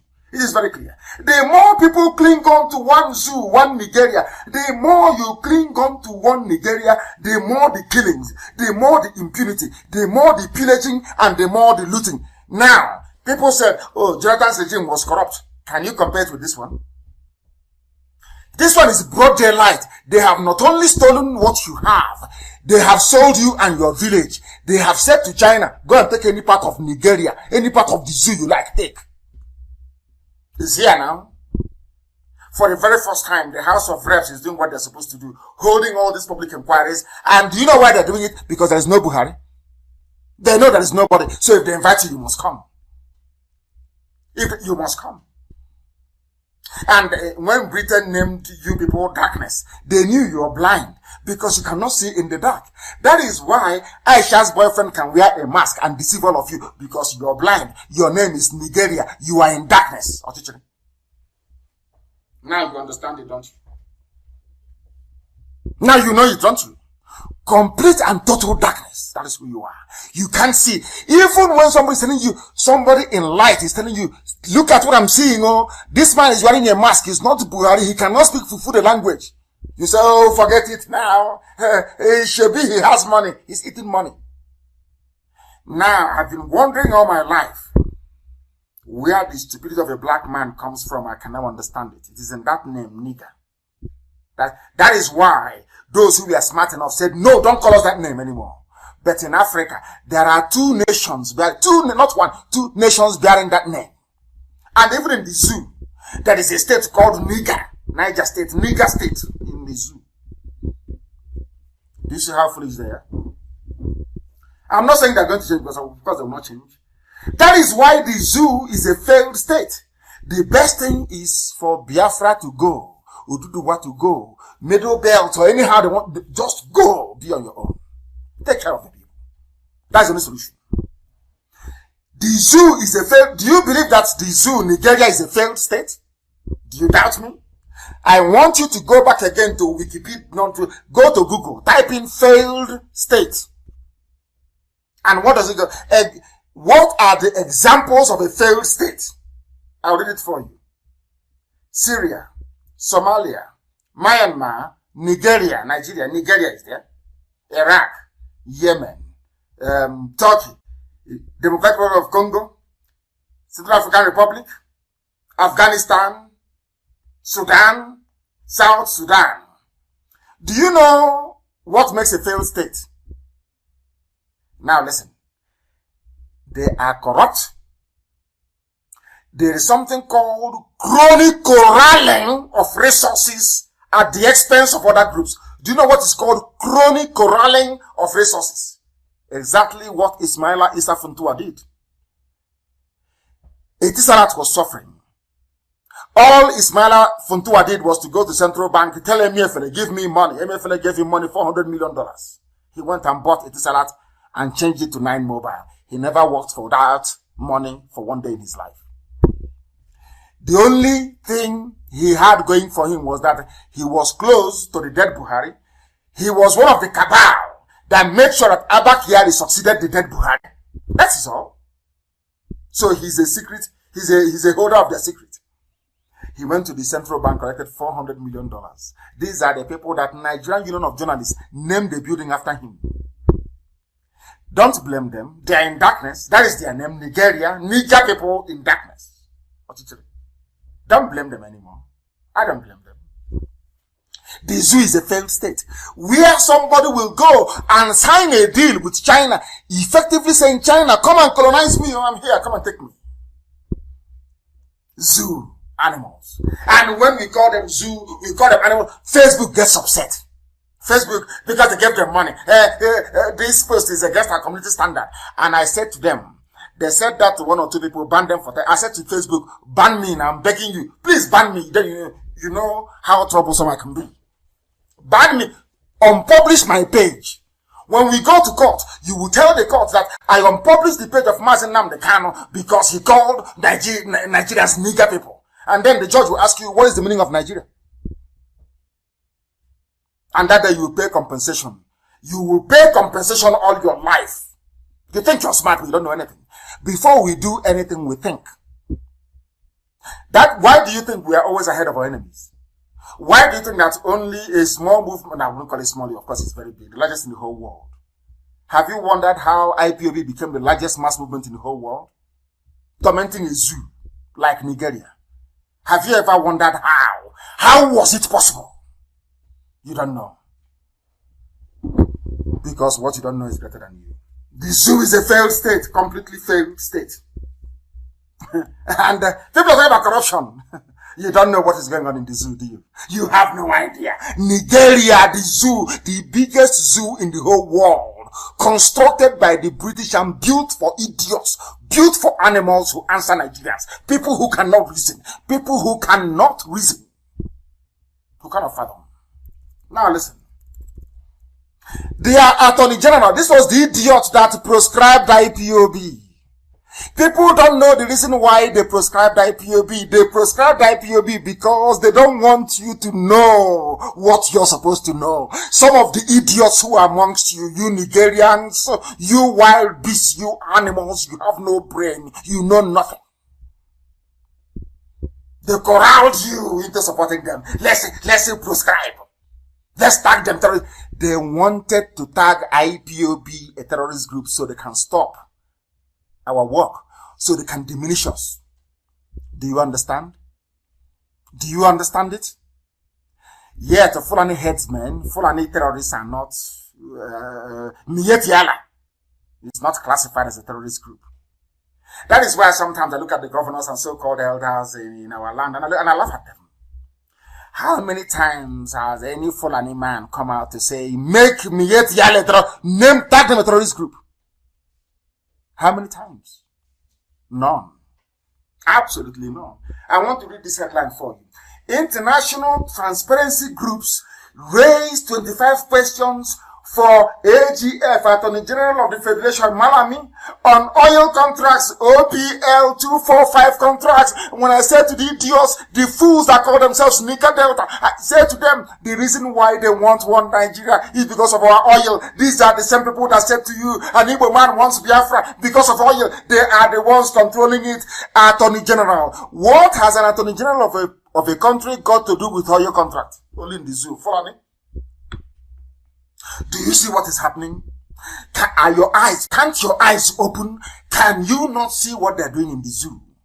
Can you not see it? Now I'll read it for you. These are the people that said, Jonathan is corrupt. We need to get rid of the PPP because of Attorney General of a federation. That was the reason why they gave everything to Fulani. Every position in the zoo of importance goes to a Fulani, so they'll be covering up their asses as they move forward. As they loot, they're covering each other. As they're stealing, they're covering each other up. Because you're in darkness, you cannot see. In this UG, black. You are in darkness. How can you see? Your name is darkness. Britain named you darkness. So you are blind, you cannot see. Where you are in Nigeria or Biafra land tonight, I just want you to go into a darkened room. Turn off the light. Can you see anything? Even if somebody is telling you with infrared that something is, you say, I can't see it. Oh, that is why you cannot see the mask on Aisha's boyfriend's face. You cannot see it. You can't, because you're blind. Britain made you blind. Britain created you blind. As a product of a racist construct. You are the product of, I don't know how to do it. The zoo, Nigeria, is a product of racism. Now listen. 4 civil society groups who have been monitoring OPL, which is oil block, oil contract, 245 scandal, have raised 25 questions for Nigeria's Justice Minister, Abubakar Malami, on the handling of the assets recovered in relation to the oil blocks. They are all stealing. Fulani, criminals, EFCC, NMPC, AGF, Asorok, everywhere. Steal and steal and steal. Loot and loot and loot. Why are Nigerians not coming out on the street to protest? Because they cannot see. They are blind. They are in darkness. Their name is darkness. They cannot see. Because your name will always follow you. That is why they are in darkness. That is why they have remained in darkness, and that is why they will die in darkness, because they are zoo people. Zoo Nigerians. Nigger people. I'm telling Facebook this, that it is nigger. Nigeria is nigger territory. With full of niggers. I'm saying it over and over again. Do your worst. That thing you want to do, you can't do it. You are mad. You are sick in the brain. You know nothing. Everybody who is working for Facebook, Nigeria, should go back to school. You people are not educated enough to moderate or to understand what is happening in the zoo. You are nothing. Your brains are empty. You are foolish. All of you in Facebook, Nigeria, you are foolish. Attorney General is a thief. Chief Justice of the Federation is a thief. Everybody is a rogue. They are all Fulani. They are stealing. Meanwhile, they are bringing their people to occupy my land in Biafra land. Take over my forest and the bushes. And you want me to keep quiet? Are you insane? You want IPOB to be quiet. Fulani will be stealing everything, and in the process, killing people every blessed day, terrorizing people like in southern Kaduna, and then we'll come to Biafra land, take over my land, kill our daughters, rape our mothers, and you expect us to fold our hands and say, oh, we are peaceful, we are a peaceful movement. God punish all of you. Mad people everywhere. That thing that will happen in the next 5 years will happen this year. This year. All that their plans, they will reveal it to the whole world this year. If that plan they have, they will reveal it to the whole world this year. 2020, it will not go past this year. That thing, it must happen this year. It must happen in 2020. If East doesn't go, Wars will go. It must happen this year. Because the hypocrisy is too much. This hypocritical garbage is too much. It's too much. They see what is happening. Are you telling me the American ambassador is not in Abuja? Are you telling me the British High Commissioner is not in Abuja? Don't they see the killings going on? Can't the British people see the level of corruption in APC is 100 times worse than PDP? Can they see it? Because it is being carried out by their favorites, the Fulani, the idiots of the darkness. The idiots, the blind bats of the darkness itself, Fulani. They know nothing. Their brains are empty. No poet. They have no artist. They have nothing. They produce nothing. They generate nothing. They control everything. Because of our collective stupidity. All of us, we are stupid. From southern Kaduna to the Atlantic Ocean, we are hopeless. That is why a bunch of idiots, a bunch of cattle raiders will be making our life a misery, and we cannot think about it. Shame on all of you. Shame. You people should thank your God for IPOB. Should thank your God for IPOB. And what is happening in the zoo? Do you know that Niger Republic, do you know what is happening in Niger Republic? I told you before that Nigeria is the same. You are doubting me. Now let me read this headline for you. Niger Republic citizen nominated as a non-career ambassador by President Buhari after claiming to be from Jigawa State. A few months ago, I told you people here in your stupidity, you Nigerians, you foolish. I've run out of adjectives to describe you people. You people are just, you are the lowest of the low. I told you here on air that there is no border checks, no border control in the north. Anybody can walk in from Niger Republic and claim citizenship, or from Northern Cameroon. I told you that here. Some people said, no, he's trying to bring division. Has it not happened? To the extent that they are now nominating somebody who is not a zoo citizen to become the ambassador. You see how foolish they are. Meanwhile, in the south, you have people policing our borders in the south. You have them Fulani policing our border, but in their own north, the borders. I can't understand the average zoo animal. Does it mean you people do not see these things? Does it mean you don't reason? Does it mean your brain does not function properly? Hi, Chineke me. What type of people are they? Anyway, sorry, your name is Darkness. You people are darkness. You cannot see. You are blind, all of you. They are now nominating Niger Republic citizen as your ambassador. Tomorrow you start saying voulez-vous, start speaking French or parlez-vous or whatever they call it. You people are really, really stupid, honestly speaking. You people are now anywhere in the world that black people are suffering. When they remember that the most populous black nation in the world are called niggers. I mean, come on. They know you're nothing. You are absolutely nothing. Shame on all of you. Shame on all of you. Oh my goodness me.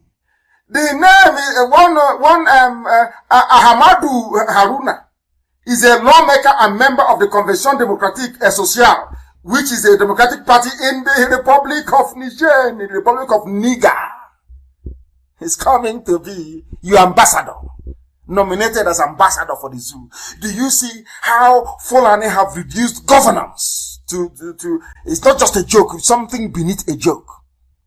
The incompetence of Fulani is there for all to see. You can see the administration, you can see them, they run everything, you can see how incompetent they are. You can see how kleptomaniacal they are. You can see they are thieves. They are thieves. You don't want to learn. They are warmongers. They are killers and they are murderers and they are rapists. You see all these things, yet you are blind.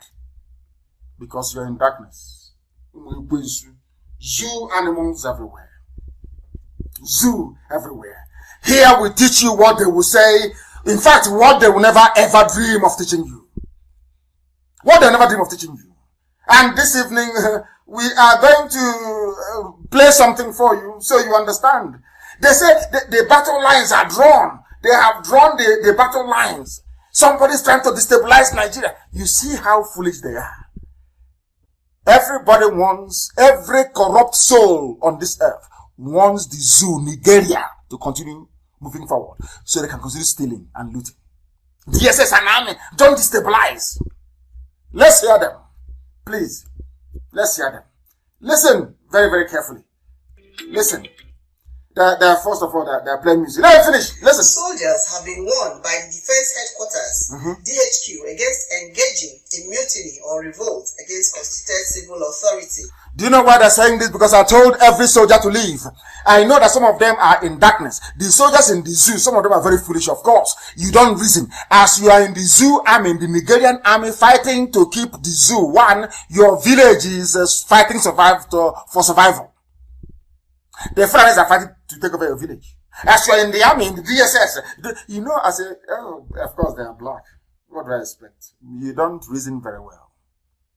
There are soldiers from southern Kaduna serving in the Nigerian army.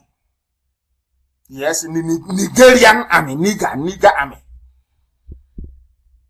But your people are being killed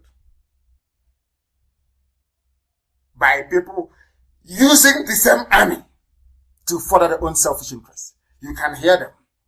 Army and DSS draw battle line over alleged destabilization plots. That's what they do. That's what they write. Because American ambassador will get her own share. The British High Commissioner will get her own share. They will bribe all the ambassadors. And as these things are happening, they're all quiet. It's an internal matter. That was Yugoslavia, not an internal matter. Was East Timor not an internal matter? Was Albania not an internal matter? Was Kosovo not an internal matter? But EU stepped in.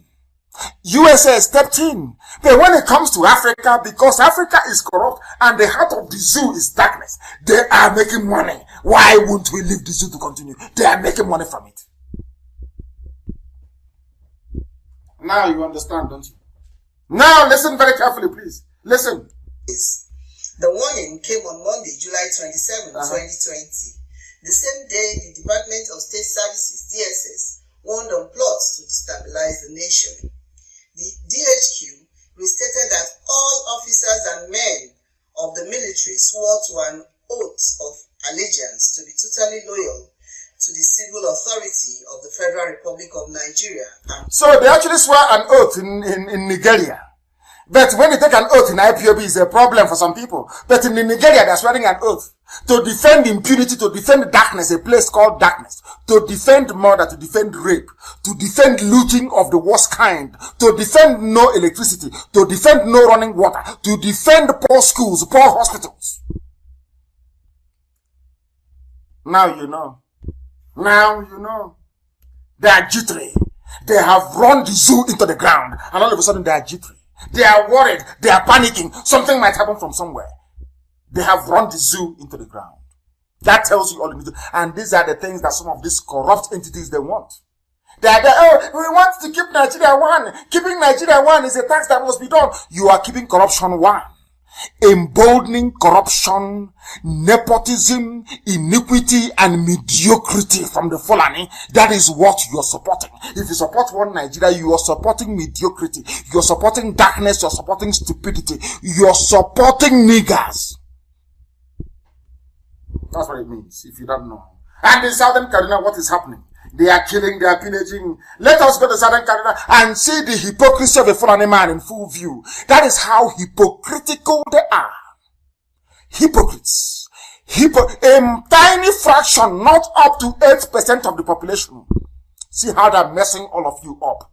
Because of your greed, because of your selfishness, because of your natural tendency to betray, betrayers, saboteurs, traitors. Because of you, the Fulani are in charge of the zoo. Traitors are from everywhere. From Ududuwa, from Biafra, you people are the ones keeping them in power. But of course you are black. What would you know? Nigger. Bandits kill Kaduna-based lawyer, abduct his wife and his son. And I'm asking the British High Commissioner in Abuja, have you not heard this news? I am asking the German ambassador, have you not heard this news? I am asking the UN in Abuja, have you not heard this news? Where on earth, which other country on this earth would have this level of lawlessness and you allow them to stand without making a comment, without making a statement? This man is from Southern Kaduna. He has been killed. His name is Haro Gandu. He's a lawyer with the Kaduna State Ministry of Justice. He has been killed while his wife and his son were abducted. Who killed them? Miyet Yala. Who abducted the wife? Miyet Yala. Who took the son? Miyet Yala. Fulani terrorists. And they are stakeholders in the government. And all of you see all these things every blessed day. You see what is happening every day of your life, of your stupid, wretched nigger lives. And you keep quiet. Because you are in darkness. You are in a room of darkness you cannot see. Black people. I don't want to speak against the spirit, honestly speaking. But there is something wrong with us. Something is wrong with the brain of a black man. Something is definitely wrong. And that is why we are being killed all over the world. It is our own fault, our own making. I don't blame anybody who is a racist. In fact, even the Fulani, are they not racist towards us? Because of our stupidity. Because of the work of the traitors and saboteurs, are they not being racist towards us? Why would they have a nepotistic regime if they are not racist? We are Fulani occupies everything. They steal, they loot with impunity. Flying about with private jets everywhere. They never worked for. They never worked for anything in their lives. And you're all keeping quiet. All you know how to do is to gossip. And even you're gossiping to get your facts right, you cannot get it right. Because if you want to gossip, you gossip very well. Get your facts, you cannot even get your facts right. That's all you do. While the Fulani is in your village killing your people, you cannot talk. That's how foolish all of you are. The incident occurred on Sunday night when his residence at Tollgate area along Abuja Road in Kaduna was invaded. Timothy Gandu, a former commissioner for economic planning, who is the deceased brother, confirmed the incident to the cable. He said the attackers gained access to the house by breaking the window. Lawlessness everywhere. Gandu said the bandits, these are Fulani people, shot his brother on the shoulder. And as he was attempting to escape, it was the same narrative of criminality everywhere. Bandits invading communities, breaking into homes, killing and abducting people right across the zoo. All of you are there answering Nigerians, nigger people, children of darkness and of iniquity. You know nothing, your brains are empty. Do you see what it means to be a black person? It means you are foolish to the core. That was why they named you niggers. Because you have no brain, you cannot see, you have eyes, you cannot see, you have ears, you cannot hear. Look at what Fulani are doing to everybody. And who are these people? How many are they, I ask you? How many are they? Because of selfishness, because of every go you want money, you go and serve Fulani interest that is against your own people's interest. That is why they are there. Very few of them. That is why Buhari died since 2017. And they have been ruling with proxy till this very day. All of you are dumb. You are foolish. You are useless. You cannot reason very well. That is why you're a nigger in a Nigeria. Nigger in a zoo. You cannot reason very well. You cannot reason very well. I feel sorry for you people. Lawyer killed. The wife abducted. They will impregnate her. They will get her pregnant. She will give birth to a terrorist, to a Fulani terrorist. And her life is gone. And they took the son, maybe to go forcibly, because the brother is Timothy, which means they're Christians. The child will be forcibly converted to Islam, given AK-47 to do the bidding of the Fulani. This was what the Hausas did. Hausa, you allowed them to come. Hausa, you allowed Fulani to come. Look at the results today. For some of the idiots saying allow the Fulanis to come, you have seen it in the north. See what they're doing in the north. Have you not seen it? Or you are blind. Now listen. Exactly what they did to us is what they're now doing to Kaduna youth. Fulani will attack your village. Britain will not talk. This day will not talk. Guardian newspaper will not speak. Punch will not write. None of them will write. Oh, no, NTA channels, so they won't talk. They are there. Fulanis are coming. They say, oh, bandits invaded the village. Or criminals invaded the village. They won't talk. But as soon as your young people rise up to confront them, everywhere you see them, they write. So the problem in the zoo are also newspaper proprietors. You, as I said, it's an alliance of the devil. The devil gathered bad people together and gave them power over the majority. Now in Southern Kaduna, what is happening in Southern Kaduna? People, why are Southern Kaduna youths getting arrested, but no one is arresting Fulani headsmen? Why was IPOB proscribed? Nobody proscribed Fulani terrorist headsmen. Nobody proscribed Mieti Allah. Instead, they gave Mieti Allah 100 billion naira. This is for the traitors in our midst. Traitors, traitors, sabo, baby saboteurs. This is for baby saboteurs, traitors. Have you ever asked yourself, why is it that despite all these killings happening, Fulani has never proscribed not one single Fulani terrorist group? Because all of you are foolish. You are very, very foolish. Because your own treachery is demonic. You are a traitor possessed by a demon. That is why you cannot reason anymore. That was why our governor sold us out. Our so-called elders sold out IPOB. Sold us to our enemies. Sold out. And I'm asking them, they claim they are elders. I'm asking you, how many Fulani elders have come out to condemn Fulani terrorists, killing, raping, and maiming people? What did IPOB do? They can't answer. That is the life of a saboteur. A sabo is like that. A sabo has no answer. Because a sabo is possessed by the devil. They must do the work of the devil. That's the way they are. Why are people are asking a question. Why are you arresting Southern Kaduna youths, protecting their homes, their mothers, their sisters, their wives? Whereas the Fulani killers that are coming to kill them, you don't arrest them. They can't answer that question. They can't answer it because it's the zoo. Everybody's blind. Everybody is blind. Sheepishly and mopishly walking away. I can't understand these people. Why are Southern Kaduna youths getting arrested, but no one is arresting headsmen? This is from somebody called Colonel Labo. In a trending video shared on social media platform, tweeted by Umar Sayed Hassan with the Twitter handle at alaye_100. He tweeted, "This is the reality on the ground in Southern Kaduna and most territories plagued by insecurity. In the famous words of Tiwa Danjuma, they collude the army. Nigerian army are part of the terrorist group. They collude." How many of these headsmen are in court today? How many Boko Haram terrorists are being prosecuted? None. But when they come to your village, you see willing traitors who will come out and say, "Oh, I will identify IPOB. I will help you." But no terrorist is in prison. No Boko Haram has been convicted. Instead, they graduate them, they put them in the army. All of you are just there watching sheepishly like the animals that you are.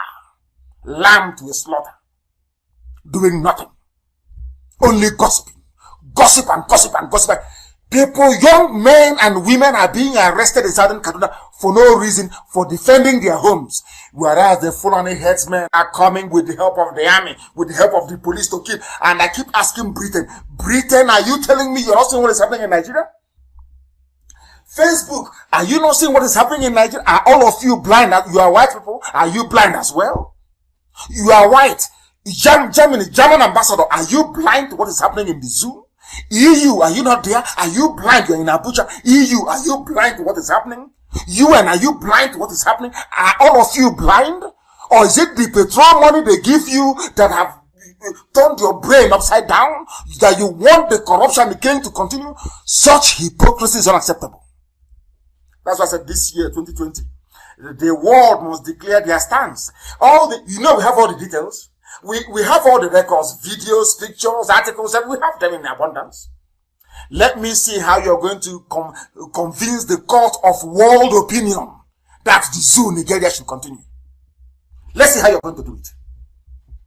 I want to ask Britain, we want to know how you're going to do it. All you can do is to enforce air, land, and sea blockade as usual. But don't think I'm stupid. I will manufacture my own weapons. You think I'm foolish? You think I'm going to go to the same rubbish that happened in the past? Is that what you think? Is that what you're thinking?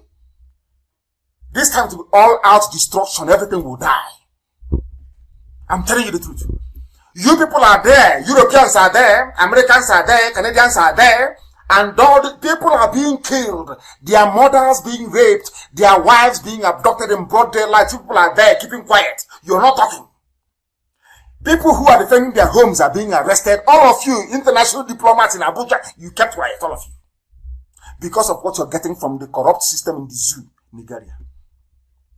But I want to tell them, the diplomatic community in Abuja, that evil has never prevailed over good in life. It can never happen. All of you can gang up and sustain this evil regime as much as you like. You can never win. All of you can never win. You people are supporting Fulani with their DSS and their army killing innocent people, whereas the Fulani terrorists are being enhanced, empowered to go and be killing people, and you're all quiet. We shall see. In the video, the retired Colonel Labo Hassan was heard addressing the Southern Kaduna crisis. The highlight of the video is basically, how come the government only arrests the youths that try to defend them? Every time they come for IPOB, we are not armed. We are defending our land.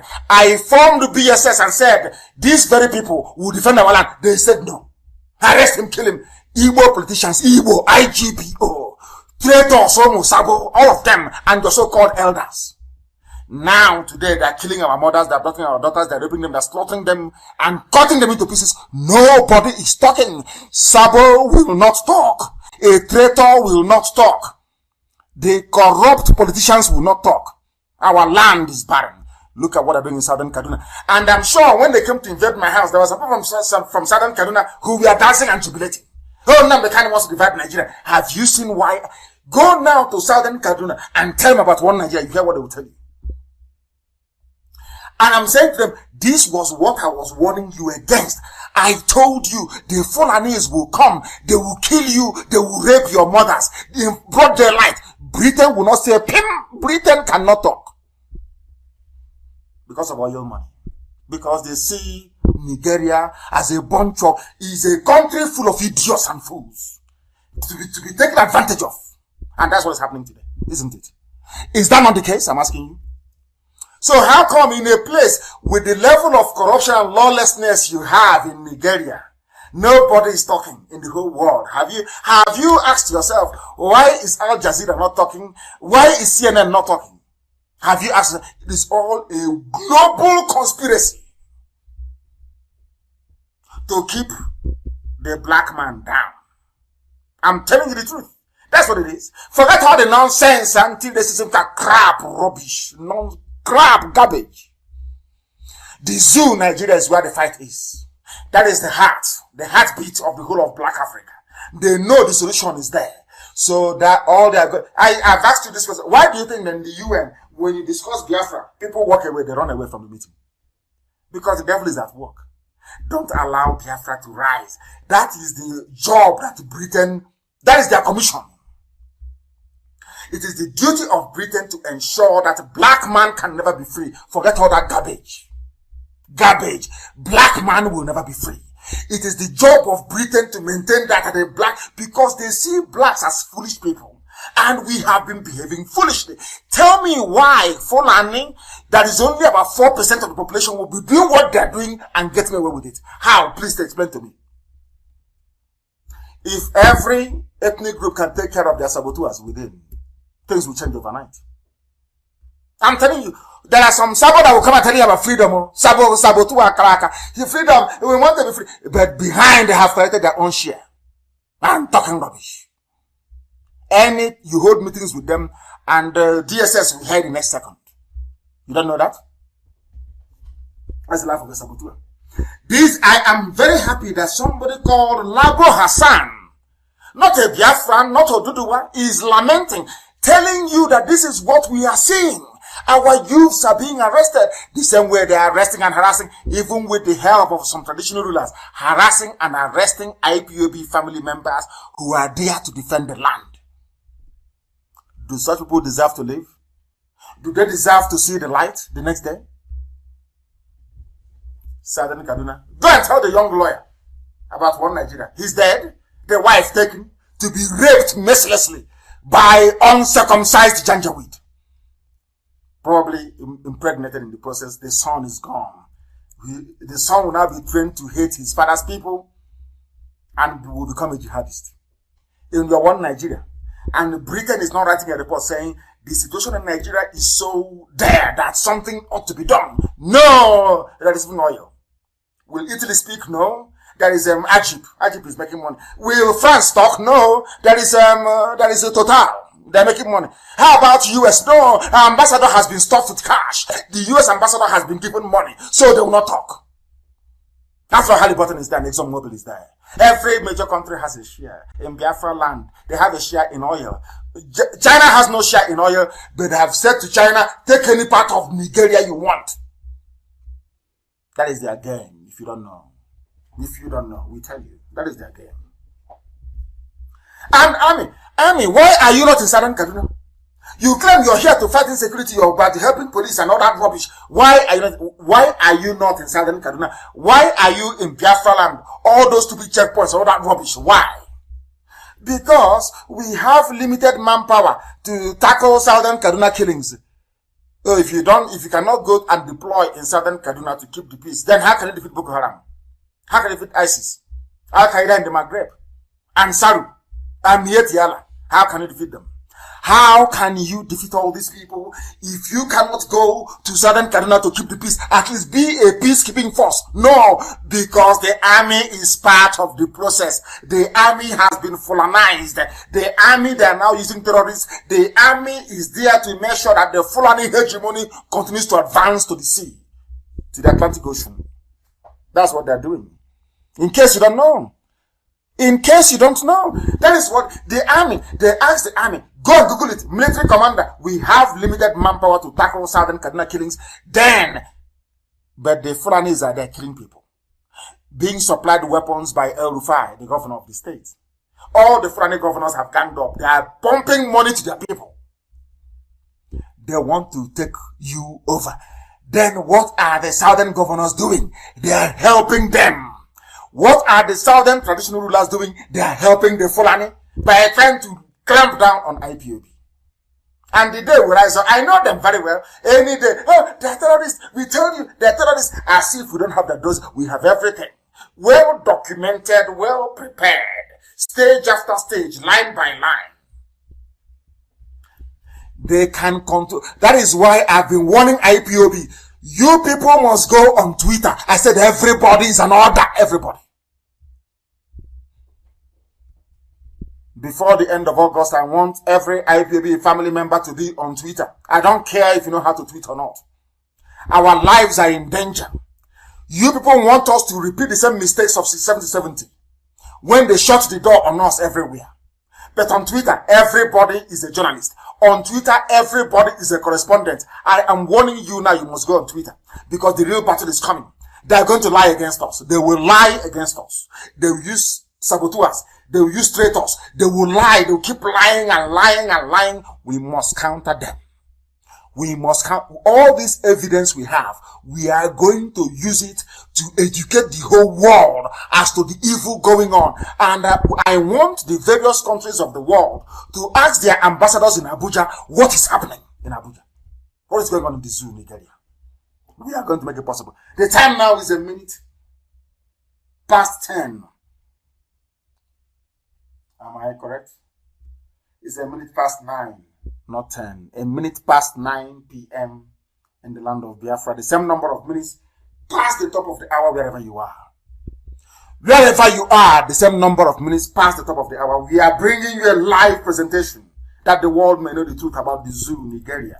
A place of iniquity, a place of darkness, a place of hell, where people are being killed. We have another news from Southern Kaduna. The day that the Southern Kaduna youth rise up, they will name them, they will label them terrorists. All of you are there now quiet. Their mothers are being taken, their wives are being taken, their children are being slaughtered. All of you are quiet. You have kept quiet because a black man is evil. You are quiet because in your heart, in your soul, in your blackened soul, a black man is evil. You see evil happening and you keep quiet. When the people who are the victims react, you then open your gob and be talking rubbish. Nigerian newspapers, you'll be talking nonsense at the end of it. You talk rubbish. You will talk nonsense. Now that innocent people are being killed, did anybody report here that Southern Kaduna youths killed anybody? The answer is no. Who are the ones who are being killed? Southern Kaduna people. And they're calling them Southern Kaduna, so you will not know they are. This is the most of them are Hausa people. Fulani are killing Hausa in Southern Kaduna. All of you are now quiet. The day they rise up now to fight back, all of you will see British High Commissioner writing to London. I think they are armed. We think they are causing trouble. We think it's not good for the security. But now that the army, the police, DSS, and Fulani terrorists have combined to kill people, all of you are quiet. You have all gone quiet, mute. You can't talk anymore. They're very soon will be forced to talk. And that day, IPOB will produce everything. All of you ambassadors and high commissioners will list all your names and list what happened under your watch. And your countries will ask you, why did you not send this dispatch to us? Why didn't you inform us? Now you're enjoying your $1 million largesse, the money you're given, not to talk. And you lack the moral authority to referee this very situation. And it was Britain that created the zoo, the Nigeria, that zoo, that abomination by Britain, in order to stifle the children of light. Now we are still on Southern Kaduna. Let me give you the headline. They killed women, elderly people who could not run. Survivors of Southern Kaduna killings recount attacks. They have not, and yet they are arresting their youth. I don't know. I don't understand the type of God that created black people to be this wicked. I have read the history of most people around the world. I have never come across a people who are as wicked as black people, especially themselves. They never fight their enemies. They can never, it's only themselves. I don't know what's wrong with them. Typically the life of an Igbo saboteur. An Igbo saboteur is a very dangerous virus. An Igbo saboteur, God forbid. Look at them. All of you are quiet in the zoo, the entire zoo. All of you are quiet. Every day you write about the killings in Southern Kaduna. The youths have not risen up. Any day they rise up now, they tag them. Malami, The oil block thief will go and write ex parte motion. Please, ex parte, give them, ban them, proscribe them. Please say every Southern Kaduna youth is a terrorist. All of you will swallow it hook, line, and sinker. That's how foolish you are as a black man. Evil and very, very wicked. That is why we have come, that you may see the light. Many villagers have gone missing after the attack, which lasted several hours last week. No police, no army, no DSS. No. But if it's IPOB holding a meeting in Nemwa, you will see DSS there. But where they are needed in Kaduna, you can never see them. A curfew has been imposed by Kaduna state government. Has he said a word? The answer is no. Because the midget, that little dwarf, El Rufai, that dwarf, that criminal, that thief, he claims he is the how can I pray? The intellectual force of the Fulani race. That midget, badly schooled and ill-educated. He's the one funding Fulani terrorism. El Rufai, that midget, that housefly. Has he said a word? No. And this thing, we are many, many years in the making. As soon as the dead Buhari took office, so Fulanis, they ganged up. To hell with everybody. They have intimidated the Yoruba into submission. They can appoint anybody they like to whatever. Nobody can talk. They control the army, the navy, the police, the air force, the DSS, customs, civil defense. Everywhere is Fulani. And instead of rising up to say that what Fulani is doing is bad, our people are more interested in, but how much can you give to me? I also want part of the money as well. That's what we've been doing. The villagers are dying. Survivors of the recent attacks on southern Kaduna have narrated their ordeal in the hands of the gunmen who stormed their communities, killing women and older people. And I keep asking, Britain, are you not aware of this? Are you not aware of what's happening? Why, after many years, will every blessed day killing in Nigeria, stealing, looting, no light, no every blessed day they complain, black people, they love complaining. After complaining, please, can we put all these our complaints into action? The answer is no. When they see those putting all these complaints into action, they start bad-mouthing them. They start talking rubbish. Black, that's why they are black in this UG. Black, evil, the embodiment of evil. That is why they have banned the use of the word nigger, because nigger is a correct depiction of who we are. Very evil, very wicked, and very black. Black people in this UG. Black. And somebody will wake up and be blaming a white man for their problem. A white man is not your problem. You are your own worst enemy. You are your own problem. A black man, your brain is your problem.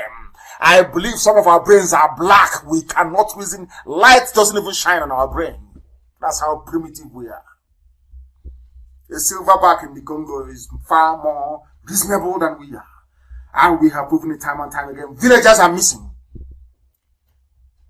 All of you are saying you are one Nigerians. You are proud of one Nigerians. Shame on all of you.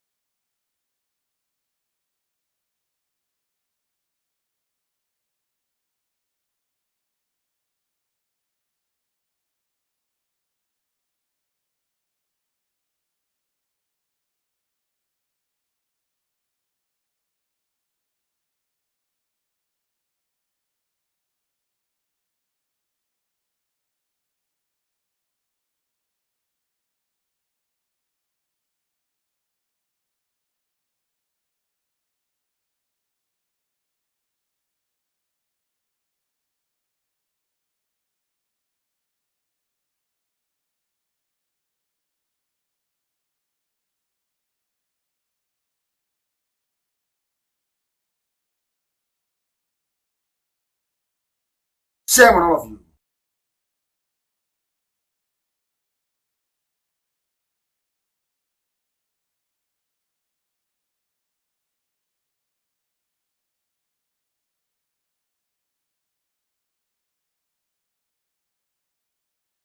War during the Holy Roman Empire.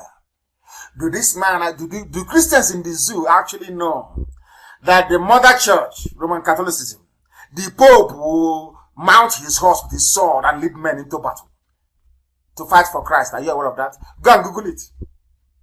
I know that some of you with your school in the zoo, you know nothing. Just go and Google it and see. You claim you're a Christian and you're being killed. You've been killed since Buhari assumed power in 2015 and died in 2017. Replaced by Abba Kyari and the mask-wearing Jubril al-Sudani. Till today, they've been killing you. You are busy talking rubbish. We will react. Let's do something. I'm calling for intervention. I call for investigation. Nobody ever investigates the rubbish you've asked for in the past. What makes you think they'll investigate now? And we may resort to self-help. As you are being Islamized. As you are being Islamized, you're being killed. You are asking for, if you don't do something, I'll react to. But you're already dead. Christian Association of the Zoo, indeed. Very, very sad. Extremely sad. The savages are at the door. And some of you can recall how all this killing started. And I am reading out this news this evening to remind the southeastern governors, and now we say southeast especially, all of you conniving because you've been promised a vice presidential slot. All of you idiots. I want to tell you how the Fulanis operate, how the Fulanis actually work. Who started all these killings? El Rufai, the governor of Kaduna State. It is here in black and white. Please look for it and post it for me. We have paid some Fulani to stop killing in southern Kaduna. The southern Kaduna. When was this news originally published? 3rd of December 2016. 2016, 2017, 2018, 2019, 2020. They have been killing the same southern Kaduna to depopulate and bring in Fulani from all over the world to occupy southern Kaduna. Are you following? All of you idiots with your one Nigeria garbage. I mean Nigeria. Are you following it? Now, this is the news from published by Vanguard. We've paid some Fulani to stop killings in southern Kaduna, El Rufai. Kaduna State Governor Malam Nasser El Rufai has said his government has traced some violent, aggrieved. So, El Rufai is saying that the Fulani terrorists, they are angry with somebody. That is why they have come to kill. Aggrieved Fulani to their countries and begged them to stop the killing of southern Kaduna. That he traveled to Mali. He went to Niger to go and pay Fulani to stop killing his own fellow citizens in Kaduna State. Have you heard of such rubbish before? But this happened in broad daylight, 3rd of December 2016. He came out, he said it. He said that natives, that people are destroying communities in southern Kaduna. According to El Rufai, a sitting governor in the zoo, they asked El Rufai, what are you talking? He said, I have now paid these Fulani terrorists to stop killing fellow citizens in southern Kaduna. And all of you kept quiet. This is a Fulani governor. Has anyone removed him from office? Has he been impeached? Now compare that with southeast governors, IPOB governors, that got together, ganged up and said, first of all, they were begging Abba Kyari. In Enugu, they were begging him, please bring us the army. We want Nnamdi Kanu killed. We want to ban IPOB. That was why it was the Igbo governors and Ohaneze that forced to proscribe IPOB before the army tagged us a terrorist group. But their counterparts in the north, they are paying, giving their own people weapons to advance the Fulanization agenda. But come to the east, come to Biafra land, their own governors are conniving to kill those who are going to fight these terrorists. Do you see how an Igbo saboteur reasons? I told you that an Igbo saboteur is like I don't know, it's like a bee on steroids. It's a possessed animal. An Igbo sabo is a possessed. They have no shame. They have no cohesion.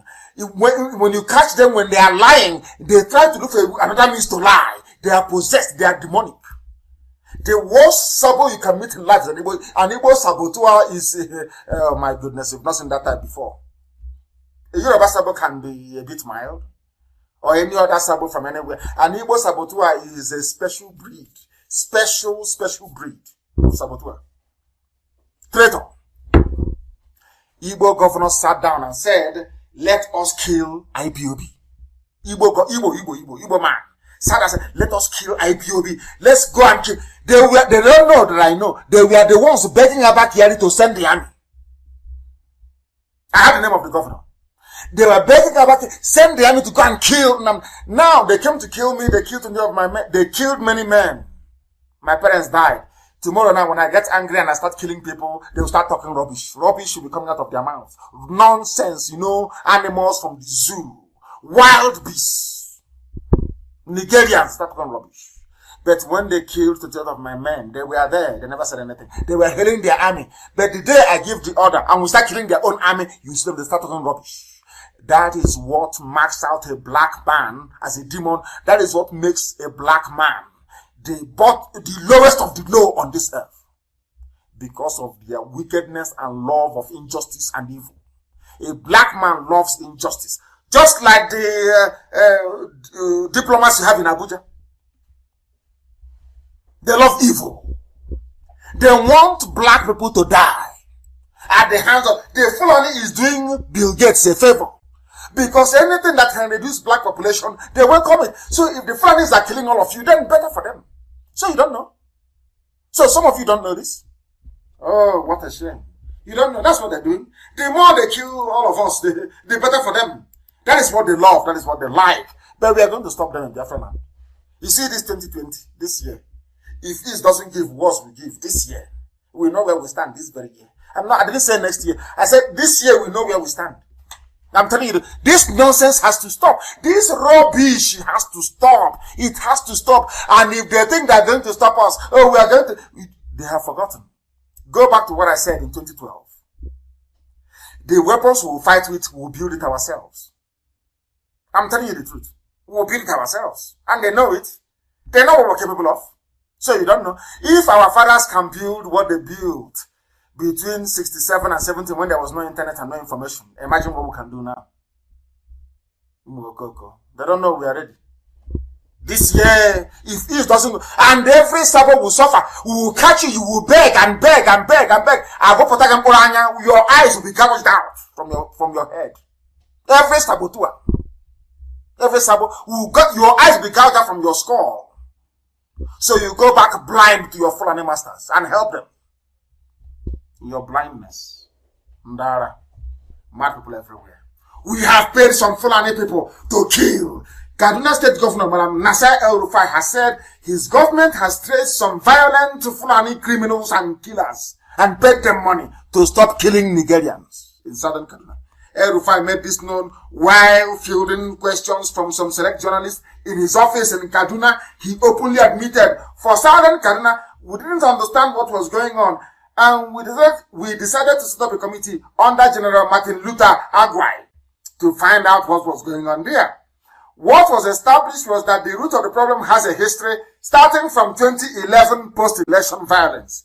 Fulani herdsmen from across Africa bring their cattle down towards the Middle Belt. Are you listening? Governor El-Rufai, no longer Niyeti Yalao, he is now saying openly, Fulani herdsmen, so they don't come with any passport from the north, as I told you before. So there is no border checking, no passport. They bring their cattle from across the whole of Africa. They bring their cattle down towards the Middle Belt and southern Kaduna and southern Nigeria. Are you listening? From the governor of Kaduna State, a Fulani man, he is saying that, the Fulanis come from across West Africa with their cattle, and they come and they settle in Nigeria. The moment the rain starts around March, April, they start moving up to go back to their various communities. And can you believe such rubbish? This was the garbage they sold to the US government and to the lawmakers. They lobby them, they give them money. What is happening? Do you know they have disconnected me? They have disconnected me on my page. They have disconnected me on my page. I don't know what is going on. They have disconnected me on my page. They have disconnected. Oh dear me. They have disconnected me on my page. But we are going back. We are going back. We are going back. We are going back to my page. They have disconnected me, but we are going back. We are returning to my page. We are going back there. I don't know what is going on. I don't know what is going on. They have disconnected me. They have disconnected me on my page. They have. Oh dear, Facebook. Facebook. We have educated them today. We have been disconnected. We are waiting to reconnect on Facebook. And we are reconnecting. We are reconnecting on Facebook because they have made the mistake of cutting us off. We are going back to rejoin this very broadcast. We are going back to rejoin it. We are going back to my page. We are going back to my... They will keep cutting. You see how cowardly they are. People are cowards. They are cowards. They cannot live with the truth. They cannot live with the truth. That is why they are cowards. They have cut us off from my page. They have cut us off from my page. Please tell them to go to Radio Biafra. Radio Biafra is open as well. Please, Radio Biafra is open. Go there. And please, our admin should share this as widely. I've reconnected on my page. I have reconnected on my page. And as our brother said, Okora Linda Adako, he's saying we must continue. We are hitting them hard. Dera Biafra is saying that, of course we are. Okonkwo Emmanuel, we must continue. We are hitting them below the belt. As I started to explain, you see Facebook? As I started to explain what a sitting governor is doing with Fulani terrorists, they cut me off immediately. You see Facebook? You see them, the way they operate? You see how they operate? As I was telling the world that from the mouth of Fulani governor of Kaduna State, he said, Fulani headsmen from across Africa, they come without passport. Nobody stamps them in. They bring their cattle. They come to Middle Belt. They kill. They pillage. They take over our land. And they're heading to southern Nigeria. He said it in 2016. Is it not happening today? Is it not happening today? All of you Efulefus, you traitors, Igbo governors, can you hear what your fellow governor is doing? Bringing their people from across West Africa to take over your land. And the only thing you can do is to yap, to gossip, to backbite, and to betray IPOB. To betray. Because I know saboteurs are listening. The whole world is listening, talk less of Sabo. Everybody listens to Radio Biafra. They listen to this gospel when I preach it. And they must listen. Are you following what is happening? Have you seen what your mates are doing? All of you useless governors, have you seen what your mates are doing? Using the money they are getting, their allocation to empower their people, to come into our land and take over our land. Have you seen it? But your job as a governor is to be yapping and gossiping and saying, oh, go and kill Nnamdi Kanu, go and kill IPOB. And sadly, Ohaneze supported you people in the past. You've seen it? Have you seen what the life of a Fulefus? Have you seen the consequences of having a Fulefus as your leaders? Have you seen it? Meanwhile, Fulani people, they are cooperating, they are working together, they are making sure they take all your money, they enslave you, they take your land, they rape your mothers, they take your wives, they kill your children. They are all the Fulani governors and their emirs. They are all in agreement that Nigeria is theirs. Nigeria is their country that God gave to them. They will take it with the help of the British. The British are the people helping them. But you are there sabotaging IPOB, talking rubbish every day. Whereas they are coming, and they will kill all of you. Look at Southern Kaduna. Now people are crying. People are crying, aren't they? They are crying. Then you people will not listen, will you? You won't listen. You won't listen. Facebook, as soon as we are hitting them very, very hard. They capitulated. That is why they are messing up with my page. Mazi Nnamdi Kanu, people should log back on. Go back there. Because I have reconnected. You should go back there. And share it extensively, of course. Extensively, of course. That is Kaduna for you. There was another headline as well, please. I will read it out. How we paid violent headsmen to stop Southern Kaduna killings. Has he stopped them? He gave them money. They bought weapons. They came back. And they are now more formidable than ever. And your village is next. Sabo, your village is next. Sabotua, your village is next. How we paid. It is reported in a zoo. This was also published on December the 3rd, 2016. Daily Post. How we paid violent headsmen to stop Southern Kaduna killings. Had this thing happened, but look at the way they were scrutinizing and terrorizing southeastern governors and south-south, so-called Biafra land governors. Every one of them. Are you supporting IPOB? Are you sure? Or they went to Abaribe. Are you sure you're not supporting? But these are the people paying terrorists. Can you imagine the cheek, the effrontery? They are the ones paying terrorists, so, but they will come, they'll be harassing Abaribe, harassing the senators, harassing the governors. Are you sure you're not supporting Nnamdi Kanu and IPOB? But has Nnamdi Kanu killed anyone? No. Has IPOB lifted any weapon? No. But you people are the ones paying your fellow criminals and terrorists to kill people. But you see how they roll. And the idiots capitulated as always. Arresting. The day I remember, I have been saying it this year. All of you policemen, those who said are in SARS, the traditional rulers, arresting IPOB family members, the day the result will be announced, you will beg and beg and beg and beg and beg, and there will be no mercy. I'm being honest with you. I have your names. Every SARS commander, every DPO, every commissioner of police that's ever arrested or presided over the killing of IPOB family members, God in heaven is my witness. We will find you and you will pay very dearly. Go and see what Mossad did to Nazi sympathizers after the Second World War. That's what we will do to you. There will be no mercy, there will be no pity. And then I will wait for British government to write rubbish. And then we'll ask them, where were you when they were killing us? Where were you?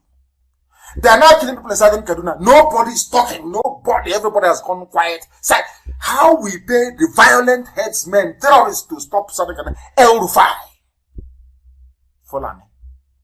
Governor. Compare that with governors in the East. Those who are now, they are swimming. They go, governor. You are acting as an informant to your fellow governor in the North because it's Fulani. You are an informant against your own people. A traitor against your own people. We must continue. We are back on my page, of course. They are disrupting it, which I expect them to do. But we are live and we are direct and the whole world is listening. They are wasting their time. Not our own time, they are wasting their own time. Every time I preach, they cut. Every time I preach, they cut. There is another headline also, I will tell you. El Rufai, compensation of foreign killers and the dangers, and the looming danger by John Danfulani. John Danfulani wrote this very piece. When did he write it? Let me see if I can find it. January the 4th of 2017. He wrote it. John Danfulani, I know him very well. He came to see me when I came out of prison. He's very outspoken. Very, very outspoken. Forget his name. He's not a Fulani man. He's Hausa. But they named the father Danfulani. So he's a Christian. John Danfulani. They are the ones being destroyed and decimated. People will tell you that northern part of the zoo, Nigeria, is full of Muslims. No. There are Christians there. A significant number of them are Christians. But they have been subdued the same way that Miet Yala and the Sultan of Sokoto have subdued Christian Association of Nigeria. The same thing. All they know what to do is talk rubbish. Come out and talk nonsense. About IPOB, how they are this and they are that. Look at your mates. How they are conquering you. How they are destroying you. Since 2016, they have been killing and slaughtering till date with the help of Fulani governors and MAs. And all of you, Kim, you cannot talk. When it comes to IPOB, you grow wings and you start talking. Very, very sad indeed. We are live and we are direct. The time now is actually 9:30. 9:30 in the land of Biafra in the evening. 9:30 precisely. We are live and direct. We are live and we are bringing you this very information because Facebook thought they can demoralize or stop us from preaching this very gospel, but they are mistaken because the whole world is learning. Now they know. What is Khan saying? I asked them once again, where is Go On? We must keep Nigeria one at all costs. Nigeria. Where is Danjuma? Where is the UK High Commissioner to the Zoo? Where is the US Ambassador? Why are all of you silent as this slaughter is going on? Why are you silent? The day we rise up now, you start writing your dispatches. We think what Nnamdi Kanu is doing is uncalled for. We think this is going to destabilize the polity and all that rubbish. Now they are killing and slaughtering. They are taking over my land and my village. You have not said anything. You have not said a word because there is a conspiracy. The Fulani have given money to most governments of the world to support them in their quest to conquer everybody in the zoo. We are not going to allow it. It is our portion unto man to die only but once. This very year, we will know where we're heading to. If East doesn't give, wars will give. This 2020 market, I told you I don't fight like a coward like the zoo. I tell you what I'm going to do before I do it. You do all you can to stop me, but I'm telling you, you cannot. 2020, result of one mad people everywhere. That is how the Fulanis will deceive all of you into conceding to them. It's always war against indiscipline, war against corruption. Whereas they are the most ill-disciplined people, they are the most corrupt people on the face of this very earth. Why can't some of you learn or reason? What is wrong with all of you? War against corruption, war against immorality, as they said to the Hausa people, war against religious immorality, cattle grazing routes, illegal Fulani settlement, all this nonsense, they are the ones promoting it. And all of you are there, moping sheepishly. Sheepishly. As Fulani are ravaging all of you. Ravaging you, telling you Nigeria cannot be divided. They are ravaging, stealing everything. Niger Delta people, Niger Delta. Stealing the oil blocks. You can't talk. He's an Igbo man. Wow. You be running your mouth like popcorn. Running your mouth. Your stupid, stinking mouth like popcorn. Malami, a little boy. I'm older than him. My younger brother is older than Malami. Is a little boy in his late 40s. A little boy. He is a multi-billionaire based on the proceeds from Biafra land. He is the one who is supposed to be prosecuting corruption. He is more corrupt than corruption itself. Useless people everywhere. Now they have everything they want. Oh, they come from all over West Africa. Where is their passport? Don't you have a border posting enough? No. But you fools, you close your own borders in the south. That's how foolish you are in the south. That is how hopeless you are. You close your own borders, but their own borders are open. Their brothers can come in. Their sisters can come in. Their terrorists can come in to occupy our land. And Britain expects us to fold our arms and be watching them as they are killing and raping their way through to the Atlantic. Of course, that is rubbish now. They know it's not going to work. That's pure bunkum. It's not going to work. It's not going to work. I published a story about the Janjaweed, what they do, how they came in, how they finished the Hausa people. Finished them. That is what's now happening in Southern Kaduna. They will finish all of you. If you don't respect history, history will repeat itself. Go back and read and study. The Fulani conquest and rule of the Hausa kingdom from 1804 to 1900 took them over, ravaged the Hausa lands, took them over. And what I found very interesting was what the man said, what the author said in the final segment of this very compelling piece. He said something that Ahmadu Bello said, that that God has made it possible for him to continue what his great grandfather started by building a caliphate. And that caliphate they have sworn to take to the Atlantic, and that's what they're doing. And all of you are just there. Sabo too. That's how they do. Sabo is evil. Now listen to what Othman Danfodio, what the son said, who is the Sadwana of Sokoto. He said, I have never sought the political limelight of a leading position in my country, but I could not avoid the obligation of my birth and destiny. My great-great-grandfather, Wisotman Domfodo, built an empire in the Western Sudan. It has fallen to my lot to play a not inconsiderable part in building a new nation. My ancestor was chosen to lead a holy war, which set up his empire. I have been chosen by a free electorate to help build a modern state. Holy war against the Hausa. Hausa people allowed them. This was the man that Buhari was emulating before the idiot died. And as I told him, I will kill him. I didn't touch him, and he died. I did what Elohim asked me to do. Mazi Nnamdi asked me what to do, and I did it, and the idiot died. The same thing happened to all of them. You know Mama Ndaura? He has brought out his head now as the spokesperson of the cabal. Abakiel is not there, Funtua is not there. He is now the appointed spokesperson. Watch out for him, for Mama Ndaura. You will hear his story very soon. Watch out and see. I said to you. You will hear his story very soon. Mama Ndaura, very, very soon. You hear his story very soon. These are the idiots. They have brought this war. They don't want to call it holy war. They are now using corruption. We are fighting corruption. That is the war they want to use to conquer all of you. Because of your stupidity, your docility, your cowardice, and your envious nature.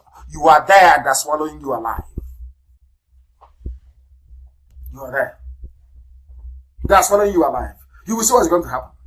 And meanwhile, they're in Lagos, killing people. And once they kill, they say, it's gas explosion. People are dying, they're detonating bombs everywhere. And I say, where is Amoteku? What is happening? Please publish that video. You will see them. None of you know about this because some of you are engaged with Sabo. Sabo, you people are exchanging words. You don't know there's a bomb explosion in Ajawa State. They know that is where Igbos are living. There's a bomb explosion in Ajawa State. They are killing people there. The Janjaweed, Fulani terrorists, they are everywhere. Britain cannot see it all. EU cannot see this one. Everybody is quiet and silent. Once it is Fulani doing the killing, oh no, that's no problem. Once another people rise up to say enough is enough, you see them. Every front page of every newspaper with their wash, with their garbage. Please publish it. People are dying over there. Houses, many dead people, cars destroyed as gas explosion rocks. Every time it's gas. The zoo doesn't have any underground piping system for gas. So how come every time it's gas?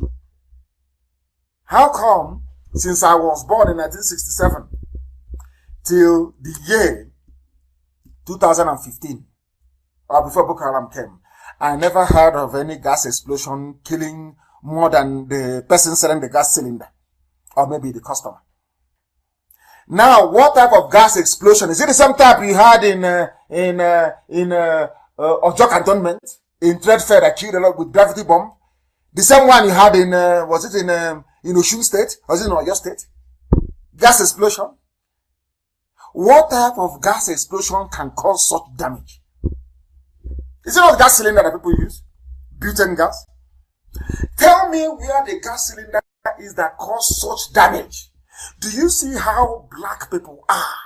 Black journalists, do you see how evil they are? Somebody have just said, oh, please say it's gas, and they just didn't gas explosion. I don't know the God that made black people. Honestly, I don't. Something is wrong somewhere. Something is wrong with you people. You black people, something is wrong with you. In the midst of all these killings, there is the talk about Igbo presidency. And this is the man who is next in line.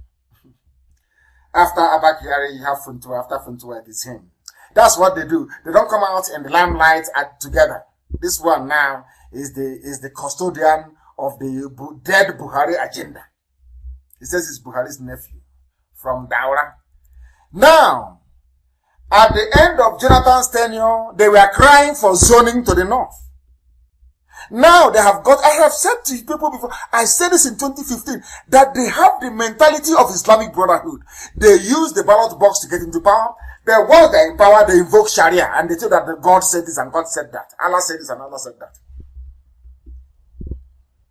Are you seeing them now? Now, having gotten the presidency, they're now saying that they want an end to zoning. That means that all the garbage being proposed by the idiots, the Fulefu Brigade, that have no brain, PhD without common sense, Igbo presidency nonsense, they have just tossed into the dustbin. This is the main man of the cabal. He's the surviving member of the cabal. There are two of them left, him and the other guy. Two of them, and they will go down. They will go down. You watch and see what will happen to them. Everybody associated with Operation Python Dance will go down. Mark my words. The highly influential nephew, why should it be, he's the nephew to the president, so why should he be influential? Highly influential. You see, the zoo, highly influential. So, as we can say now, President Trump's nephew, highly influential Mary, or niece, highly influential Mary. Is that, you see how foolish they are? Highly influential. He said that his uncle's successor in 2023 should be chosen based on competence rather than simply which part of the country he hails from. And that's the end of it. All those of you clamoring for Igbo presidency, that's your answer. It's over for you. But will they learn? They will never learn. They know nothing. These are the people that destroyed their only bargaining chip they had, which was our forceful agitation. Because they have no brain, PhD without brain. Why was it possible that they gave the Oduduwa people 2 slots at presidential, 2 slots basically to contest for the presidency, Olufalaye and Obasanjo? Was because of the work that OPC was doing. No Western governor condemned OPC in the public, never. They came together.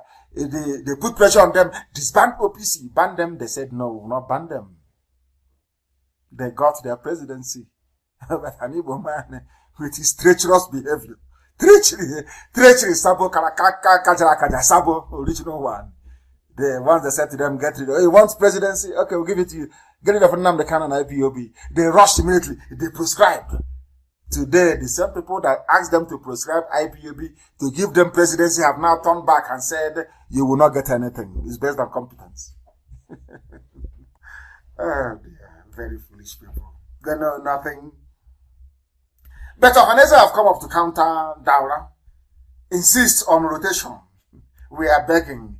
Imagine somebody belonging to a nation and you're begging to be part of the rulership of that very nation. That's why we are now a nation of beggars. The Igbo race, they are now beggars, begging to be allowed.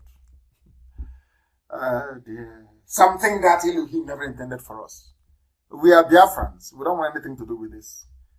They are warning that equity should not be sacred. What is equity? Is there any rotational presidency in the USA? Is there any rotational presidency in any civilized or advanced democracy in the world? But that's not come by the people, adjust according to their own condition. They brought in zoning. And now they want to let you know that you are nobody because you have spent years backstabbing yourself. You have spent years selling your birthright. And you want them to give it to you. Of course they won't. That's the end of the game for you. That's the end of the dream of the stupid Igbo presidency garbage. That's the end of it. Absolutely end. But we're not built this way. We are a very strong people. Determined and dedicated. Somebody wrote a very compelling piece about the Haitian Revolution. A clear proof that blacks can fight back and defeat European oppressive powers. That is where I derive my strength from. Of course, from the grace of the Most High Elohim. You can see his picture. The history of Haiti is to prove to you that black people can come together, Africans so to speak, and defeat the oppressors. It's happened in Haiti before. It can happen again. The Haitian Revolution that turned the white world upside down. It started in 1791 by slaves. And by 1803, they have succeeded in ending not just slavery, but also ending French control over the colony in Haiti. Haitian Revolution. And who led this very revolution? Who led it? It was led by an Igbo man. For your information, it was led by an Igbo man. I won't give you his name. I have it here. But please go and read up. Some of you do some research. I will just give you the very simple headline. I will give you the headline so you read it.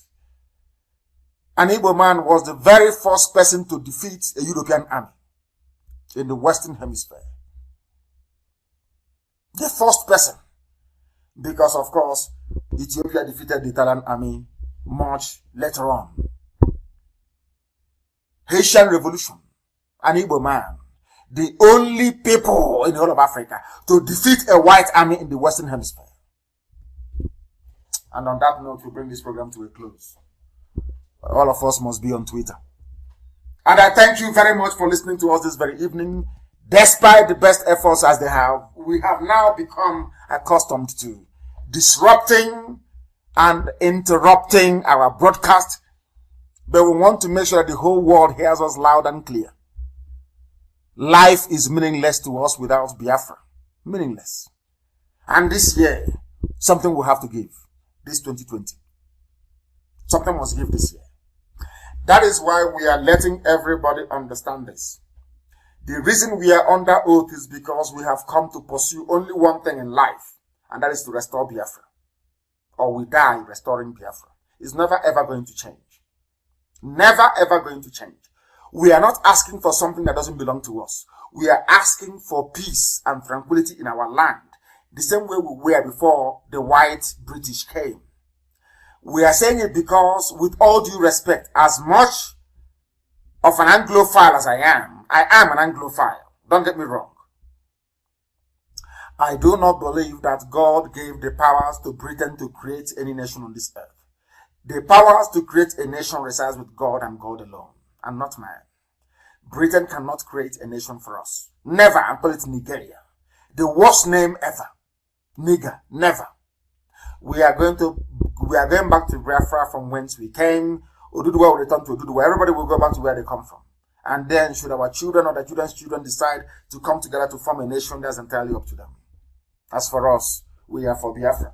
That is why I thank you very much this evening for listening, but do not forget. And I say it proudly and without any fear nor favor that Biafra is our religion. Here on Radio Biafra is where we worship, because Elohim is our God. From me, from here, it is good evening.